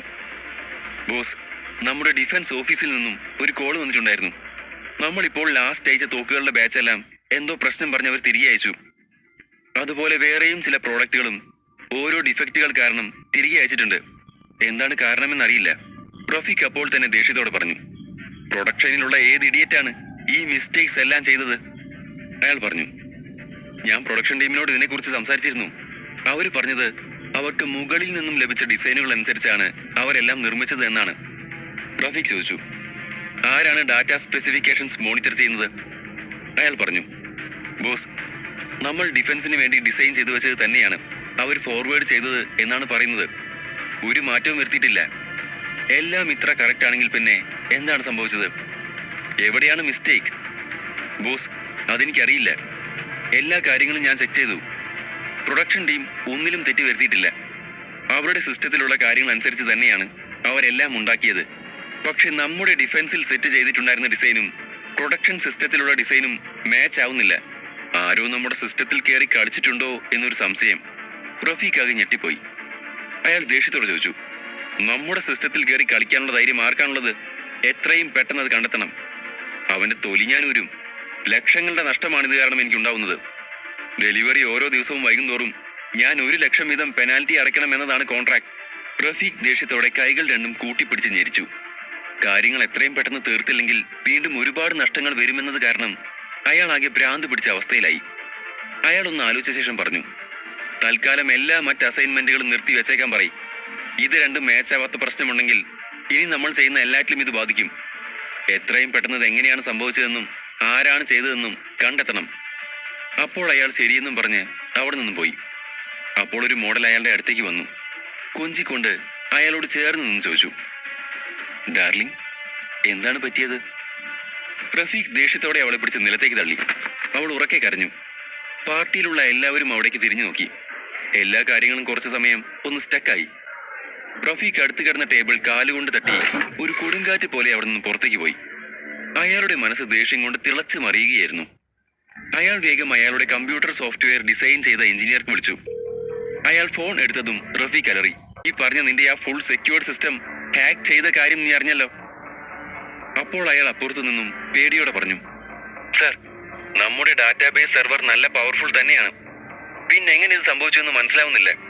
ഞാൻ ഉണ്ടാക്കിയ സിസ്റ്റത്തിൽ കടന്നു കയറാൻ മാത്രം ജീനിയസ് ആരായിരിക്കും? റഫീഖ് പിന്നെയും ദേഷ്യത്തോടെ പറഞ്ഞു, ഈ സിസ്റ്റം ഡിസൈൻ ചെയ്യാൻ വേണ്ടി നീ ലക്ഷങ്ങളാണ് എന്റെ കയ്യിൽ നിന്ന് വാങ്ങിയത്. എന്നിട്ടിപ്പോ ചോദിക്കുന്നത് കേട്ടില്ലേ, ആരാണ് ആ ജീനിയസ് എന്ന്? ഇന്ന് തന്നെ ഈ സിസ്റ്റം നന്നാക്കിയില്ലെങ്കിൽ ഇത് നിന്റെ അവസാന രാത്രിയാവും, മറക്കണ്ട. അയാൾ ഫോൺ കട്ട് ചെയ്തു. 2 മിനിറ്റിന് ശേഷം വീണ്ടും ഫോൺ റിംഗ് ചെയ്യാൻ തുടങ്ങി. ഫാക്ടറിയിലെ അസംബ്ലി ലൈൻ സൂപ്പർവൈസർ ആയിരുന്നു അത്. ഇനി ഇതെന്ത് നഷ്ടം പറയാനാണെന്ന പേടിയിലാണ് ഹൃദയമിടിപ്പോടെ റഫീഖ് ഫോൺ എടുത്തത്. സൂപ്പർവൈസർ പറഞ്ഞു, സർ, പ്രൊഡക്ഷൻ ലൈൻ നിർത്തിവെക്കാൻ പറഞ്ഞു എന്ന് കേട്ടു. ഇങ്ങനെ പെട്ടെന്ന് പ്രൊഡക്ഷൻ നിർത്തിവെച്ചാൽ നമുക്ക് കോടികളുടെ നഷ്ടമാണ് ഉണ്ടാവുക. അതുകൊണ്ട് പിന്നെ അതല്ലാതെ ഞാൻ വേറെ എന്ത് ചെയ്യാൻ? റഫീഖ് ദേഷ്യത്തോടെ ചോദിച്ചെങ്കിലും സൂപ്പർവൈസർ മെല്ലെ പറഞ്ഞു, സർ, നമുക്ക് എല്ലാ കമ്പനികളോടും എല്ലാ ഡാറ്റകളും തിരിച്ചയക്കാൻ പറയാം. എല്ലാം നമ്മൾ സിസ്റ്റത്തിൽ ആദ്യം തന്നെ ചെയ്തു വെച്ചതുകൊണ്ട് അതൊന്നും ബുദ്ധിമുട്ടാവില്ല. എത്രയും പെട്ടെന്ന് നമുക്കിത് പരിഹരിക്കാൻ സാധിച്ചാൽ അത്രയും പെട്ടെന്ന് പ്രൊഡക്ഷൻ തുടങ്ങാനാവും. ഓക്കെ, എന്നാ അങ്ങനെ ചെയ്യാം. എത്രയും പെട്ടെന്ന് ആ കമ്പനികളെ വിളിച്ച് മാപ്പ് പറഞ്ഞ് ആ ഡാറ്റകളെല്ലാം തിരികെ അയക്കാൻ പറയും. റഫീഖ് പറഞ്ഞത് കേട്ട് അയാൾ ഓക്കെ പറഞ്ഞ് ഫോൺ കട്ട് ചെയ്തു. റഫീഖ് അപ്പോഴും എന്താണ് സംഭവിക്കുന്നത് എന്ന് മനസ്സിലാവാതെ നിന്നു. വിഷ്ണു അവരുടെ പ്രൊഡക്ഷൻ സിസ്റ്റം മാത്രമായിരുന്നില്ല ഹാക്ക് ചെയ്തത്. ആ ഫാക്ടറിയിലെ മുഴുവൻ CCTVയും അവൻ ഹാക്ക് ചെയ്തിട്ടുണ്ടായിരുന്നു. ഫാക്ടറിയുടെ അകത്ത് അപ്പോൾ നടക്കുന്ന ബഹളങ്ങളെല്ലാം വിഷ്ണുവും ആര്യനും ലൈവായി കണ്ടുകൊണ്ടിരുന്നു. സൂപ്പർവൈസർ റഫീഖിനെ വിളിച്ച് സംസാരിച്ചതെല്ലാം അവർ കേട്ടു. ആര്യൻ വിഷ്ണുവിനോട് പറഞ്ഞു, അവർ എല്ലാവരോടും ആ ഡാറ്റകളെല്ലാം തിരിച്ചയക്കാൻ പറഞ്ഞു. വീണ്ടും ഓപ്പറേഷൻ ആദ്യം മുതൽ തുടങ്ങാൻ സാധ്യതയുണ്ട്. വിഷ്ണു ചിരിച്ചുകൊണ്ട് പറഞ്ഞു, ഞാൻ അവരുടെ ഇപ്പോഴത്തെ ഡാറ്റ വെച്ച് വെറുതെ തിരുത്തുകയല്ല ചെയ്തത്. അവരുടെ മുഴുവൻ സിസ്റ്റത്തിലും ഞാനൊരു വൈറസ് കയറ്റിയിട്ടുണ്ട്. അവർ പ്രൊഡക്ഷൻ റീസ്റ്റാർട്ട് ചെയ്യാൻ തുടങ്ങിയാൽ ആ വൈറസ് ആക്ടിവേറ്റ് ആവും. പിന്നെ ആര് വിചാരിച്ചാലും അത് കണ്ടെത്താനോ അത് റിമൂവ് ചെയ്യാനോ സാധിക്കില്ല. ആര്യൻ അക്ഷമയോട് ചോദിച്ചു, ഈ വൈറസ് എന്താണ് ചെയ്യുക? വിഷ്ണു വിശദീകരിച്ചു, ഇതൊരു സാധാരണ വൈറസ് അല്ല, ഒരു ന്യൂക്ലിയർ ബോംബ് തന്നെയാണ്. ഒരിക്കൽ ഇത് ആക്ടിവേറ്റ് ആയി കഴിഞ്ഞാൽ അത് ആ ഡാറ്റ മാത്രമല്ല നശിപ്പിക്കുക, ഒറ്റ നിമിഷം കൊണ്ട് അവരുടെ മുഴുവൻ സിസ്റ്റവും ഇല്ലാതാവും. അതിലുള്ള മുഴുവൻ വിവരങ്ങളും പെർമനന്റ് ആയി ഡിലീറ്റ് ആയി പോകും. പിന്നെ അതുപോലെ പുതിയൊരു സിസ്റ്റം ഉണ്ടാക്കിയെടുക്കണമെങ്കിൽ മാസങ്ങൾ പിടിക്കും. അപ്പോഴേക്കും അവർ അവരുടെ നഷ്ടങ്ങളിൽ കൂപ്പ് കുത്തിയിട്ടുണ്ടാവും. അവരെ വേരോടെ നശിപ്പിക്കാനുള്ള പ്ലാനാണിതെല്ലാം. ആര്യൻ വിഷ്ണുവിന്റെ പുറത്ത് തട്ടിക്കൊണ്ട് പറഞ്ഞു, വെൽ ഡൺ ബ്രോ, ഇതാണ് ശരിക്കും ഞാൻ ആഗ്രഹിച്ചത്. റഫീഖിന്റെ 80% വരുമാനവും ഈ ആയുധ ബിസിനസ്സിൽ നിന്നാണ്. ഇത് തകർന്നാൽ അയാളുടെ എല്ലാ സപ്പോർട്ടിംഗ് സിസ്റ്റവും പതിയെ ഇല്ലാതായിക്കോളും. വിഷ്ണു ചിരിച്ചുകൊണ്ട് പറഞ്ഞു, എന്തായാലും നിനക്ക് എന്റെ വർക്ക് ഇഷ്ടമായതിൽ സന്തോഷമുണ്ട്. ഇഷ്ടമായോന്നോ? ബ്രോ, ഇതിന് നിനക്ക് വലിയൊരു റിവാർഡ് തന്നെ തരണം. നീ ചെയ്തു തന്നതിന് നിനക്ക് ഞാൻ 1 കോടി രൂപ തരും. ആര്യന്റെ വാക്കുകൾ കേട്ട വിഷ്ണുവിന്റെ കണ്ണുകൾ അത്ഭുതം കൊണ്ട് വിടർന്നു. 1 കോടിയോ? ആര്യൻ പൊട്ടിച്ചിരിച്ചുകൊണ്ട് പറഞ്ഞു, പിന്നല്ലാതെ അത്രയും ബ്രില്യൻ്റ് ആയൊരു കാര്യമല്ലേ നീ ചെയ്തു തന്നത്. നിന്നെപ്പോലെ ഇത്ര ടാലന്റ് ആയ ഒരാൾക്കല്ലെങ്കിൽ പിന്നെ ആർക്കാണ് ഈ പണം തരേണ്ടത്? U deserve this man. Vishnu സന്തോഷം കൊണ്ട് ആര്യനെ കെട്ടിപ്പിടിച്ചു. അതേസമയം റഫീഖിന്റെ ഫാക്ടറിയിൽ അവർ ഡാറ്റകളെല്ലാം തിരികെ വാങ്ങി പ്രൊഡക്ഷൻ റീസ്റ്റാർട്ട് ചെയ്യാൻ പോവുകയായിരുന്നു. പക്ഷേ പ്രൊഡക്ഷൻ തുടങ്ങി മെഷീനറീസ് വർക്ക് ചെയ്തതും പെട്ടെന്ന് അവിടെ എല്ലായിടത്തും ഉറക്കെ സൈറൻ മുഴങ്ങാൻ തുടങ്ങി. എന്താണ് സംഭവിക്കുന്നതെന്ന് എല്ലാവർക്കും മനസ്സിലാവുന്നതിന് മുൻപേ മെഷീനുകൾ ഓരോന്നായി പൊട്ടിത്തെറിക്കാൻ തുടങ്ങി. ആ മെഷീനുകൾ ഒരു പരിധി കഴിഞ്ഞ് ഓവർഹീറ്റ് ആയാൽ അവ ഓരോന്നായി പൊട്ടിത്തെറിക്കുന്ന രീതിയിലായിരുന്നു വിഷ്ണു ആ വൈറസ് പ്ലാന്റ് ചെയ്തത്. അതായിരുന്നു അപ്പോൾ അവിടെ കണ്ടത്. നിമിഷ നേരം കൊണ്ട് കോടിക്കണക്കിന് രൂപ വിലയുള്ള മെഷീനുകൾ കുട്ടികളുടെ കളിപ്പാട്ടങ്ങൾ പോലെ പൊട്ടിച്ചിതറി. 100 കണക്കിന് ജോലിക്കാർ കണ്ണു തുറച്ച് അത്ഭുതത്തോടെ അത് കണ്ട് ഞെട്ടി നിന്നു. തങ്ങളുടെ കൺമുമ്പിൽ വെച്ച് മെഷീനുകൾ ഓരോന്നായി പൊട്ടുന്നത് അവരുടെ കണ്ണുകൾക്ക് വിശ്വസിക്കാനായില്ല. അവിടെ നിന്ന് സൂപ്പർവൈസർമാർ പേടികൊണ്ട് വിറയ്ക്കാൻ തുടങ്ങി. ഇതറിഞ്ഞാൽ റഫീഖ് തങ്ങളെ വെച്ചേക്കില്ലെന്നവർ ഭയന്നു. സൂപ്പർവൈസർമാരിലെ ഹെഡ് പേടിയോടെ വിറച്ചുകൊണ്ട് റഫീഖിനെ വിളിച്ചു. അയാൾ ഫോണെടുത്ത് കനമുള്ള ശബ്ദത്തിൽ ചോദിച്ചു, എന്തുപറ്റി? സൂപ്പർവൈസർ അപ്പോൾ പേടികൊണ്ട് വിറച്ച് മെല്ലെ പറഞ്ഞു തുടങ്ങി, സാർ, അത്... റഫീഖ് ദേഷ്യത്തോടെ അലറി. നീ അതൊന്ന് പെട്ടെന്ന് പറഞ്ഞു തീർക്കുന്നുണ്ടോ? എന്തു പറ്റിയെന്ന്? അപ്പോൾ സൂപ്പർവൈസർ കരയുന്ന ശബ്ദത്തിൽ പറഞ്ഞു, സാർ, നമ്മുടെ മുഴുവൻ പ്രൊഡക്ഷൻ മെഷീനുകളും പൊട്ടിത്തെറിച്ചു. ഇത് കേട്ട റഫീഖ് ഭായ് ഷോക്കായി നിന്നു. അയാൾ ഒന്നും പറയാതെ പെട്ടെന്ന് ഫോൺ കട്ട് ചെയ്തു. എന്നിട്ടൊരു കൊടുങ്കാറ്റ് പോലെ വില്ലയിൽ നിന്നും പുറത്തേക്ക് ഇറങ്ങിക്കൊണ്ട് ഡ്രൈവറോട് അലറി, വേഗം കാറെടുക്ക്, നമ്മൾ ഇപ്പോൾ തന്നെ ചെന്നൈയിൽ പോവുകയാണ്. റഫീഖിനെ അങ്ങനെ ദേഷ്യത്തോടെ കണ്ടതും രാഹുൽ അങ്ങോട്ടേക്ക് ഓടി വന്ന് ചോദിച്ചു, റഫീഖ് ഭായ്, എന്തുപറ്റി? അയാൾ ദേഷ്യം കൊണ്ട് പല്ല് ഞെരിച്ച് പറഞ്ഞു, ഇന്ന് ഒരാൾ എന്റെ കൈകൊണ്ട് മരിക്കും, അതുറപ്പാണ്. അതും പറഞ്ഞ അയാൾ കാറിൽ കയറി അവിടെ നിന്നും പുറത്തേക്ക് പോയി. രാഹുൽ അപ്പോൾ തന്നെ വില്ലയുടെ അകത്തുള്ള റഫീഖിന്റെ ഓഫീസിലേക്ക് ഓടിച്ചെന്ന് അയാളുടെ അസിസ്റ്റന്റിനോട് കാര്യം എന്താണെന്ന് ചോദിച്ചു.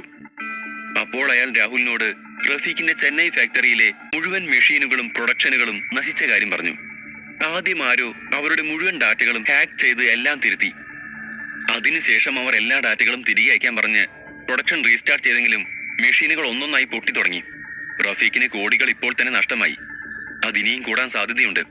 അയാൾക്ക് ഒരുപാട് സമ്പത്തുണ്ടെങ്കിലും ഇത്രയും നഷ്ടം താങ്ങാൻ കഴിയുമോ എന്ന് ഉറപ്പില്ല. ഇനി കയ്യിലുള്ള എല്ലാം വിൽക്കാൻ ശ്രമിച്ചാൽ പോലും ഈ നഷ്ടം നികത്താനാവില്ല. പ്രൊഡക്ഷൻ എത്രയും പെട്ടെന്ന് തുടങ്ങാൻ സാധിച്ചില്ലെങ്കിൽ ഇതോടെ റഫീഖ് അവസാനിക്കും. ഈ കാര്യങ്ങളെക്കുറിച്ചെല്ലാം അറിഞ്ഞ രാഹുൽ പേടികൊണ്ട് വിറയ്ക്കാൻ തുടങ്ങി. റഫീഖിന്റെ ഫാക്ടറിയിൽ അപ്പോഴേക്കും എല്ലാവരും ഒരുമിച്ച് കൂടിയിരുന്നു.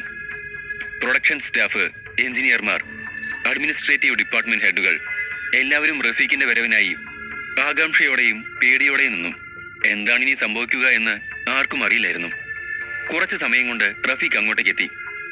കൺമുന്നിൽ കാണുന്നവരെയെല്ലാം അറുത്തു മുറിക്കാനുള്ള ദേഷ്യം അയാളുടെ മുഖത്തുണ്ടായിരുന്നു. അയാൾ ഫാക്ടറിയുടെ അകത്തേക്ക് നടന്ന് ഉറക്കെ അലറി, എന്താണ് സംഭവിച്ചതെന്ന് ആരെങ്കിലും ഒന്ന് പറയോ? അയാൾ അതിനകത്തേക്ക് കടന്നതും എല്ലാ മെഷീനുകളും കഷ്ണങ്ങളായി പലയിടങ്ങളിലായി ചിതറിക്കിടക്കുന്നത് കണ്ടു. ഒരു ഇരുമ്പിന്റെ ആക്രിക്കടയിൽ നിൽക്കുന്നത് പോലെ അയാൾക്ക് തോന്നി. റഫീഖ് നേരെ പ്രൊഡക്ഷൻ ഹെഡിന്റെ അടുത്തേക്ക് ചെന്ന് ചോദിച്ചു, എങ്ങനെയാണ് ഇത് സംഭവിച്ചത്? അയാൾ ഒന്നും മിണ്ടാതെ തല താഴ്ത്തിക്കൊണ്ട് നിന്നു. റഫീഖ് അയാളെ ശക്തിയായി അടിച്ചു. എന്നിട്ട് നേരെ ടെക്നിക്കൽ ഡിപ്പാർട്ട്മെന്റ് ഹെഡിന്റെ അടുത്തേക്ക് ചെന്നു. റഫീഖ് അയാളുടെ കോളറിൽ പിടിച്ചുകൊണ്ട് ചോദിച്ചു, നിനക്കെങ്കിലും എന്തെങ്കിലും അറിയുമോ? അയാൾ ഇല്ലെന്ന അർത്ഥത്തിൽ തലയാട്ടി. റഫീഖ് അയാളെ തലങ്ങും വിലങ്ങും അടിക്കാൻ തുടങ്ങി. അയാൾ വേദന കൊണ്ട് കരഞ്ഞു. മറ്റുള്ളവരും അവരുടെ ഉഴത്തിനായി കാത്തു നിന്നു.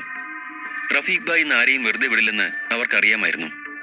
അപ്പോൾ പെട്ടെന്ന് സോഫ്റ്റ്വെയർ സിസ്റ്റം ഡിസൈൻ ചെയ്ത എഞ്ചിനീയർ മുൻപോട്ട് നിന്നുകൊണ്ട് പറഞ്ഞു, സാർ, എനിക്കൊരു കാര്യം പറയാനുണ്ട്. റഫീഖ് ദേഷ്യത്തോടെ അലറി. എന്താണെന്ന് വെച്ചാ പറയേ?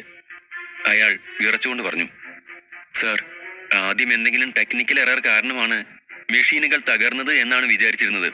പക്ഷെ ഞാൻ ഒന്നുകൂടി എല്ലാം പരിശോധിച്ചു. അപ്പോഴാണ് ഒരു കാര്യം മനസ്സിലായത്.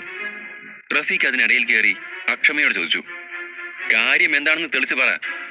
എന്താണ് സംഭവിച്ചത്? ആ എഞ്ചിനീയർ വിറച്ചുകൊണ്ട് വിശദീകരിച്ചു.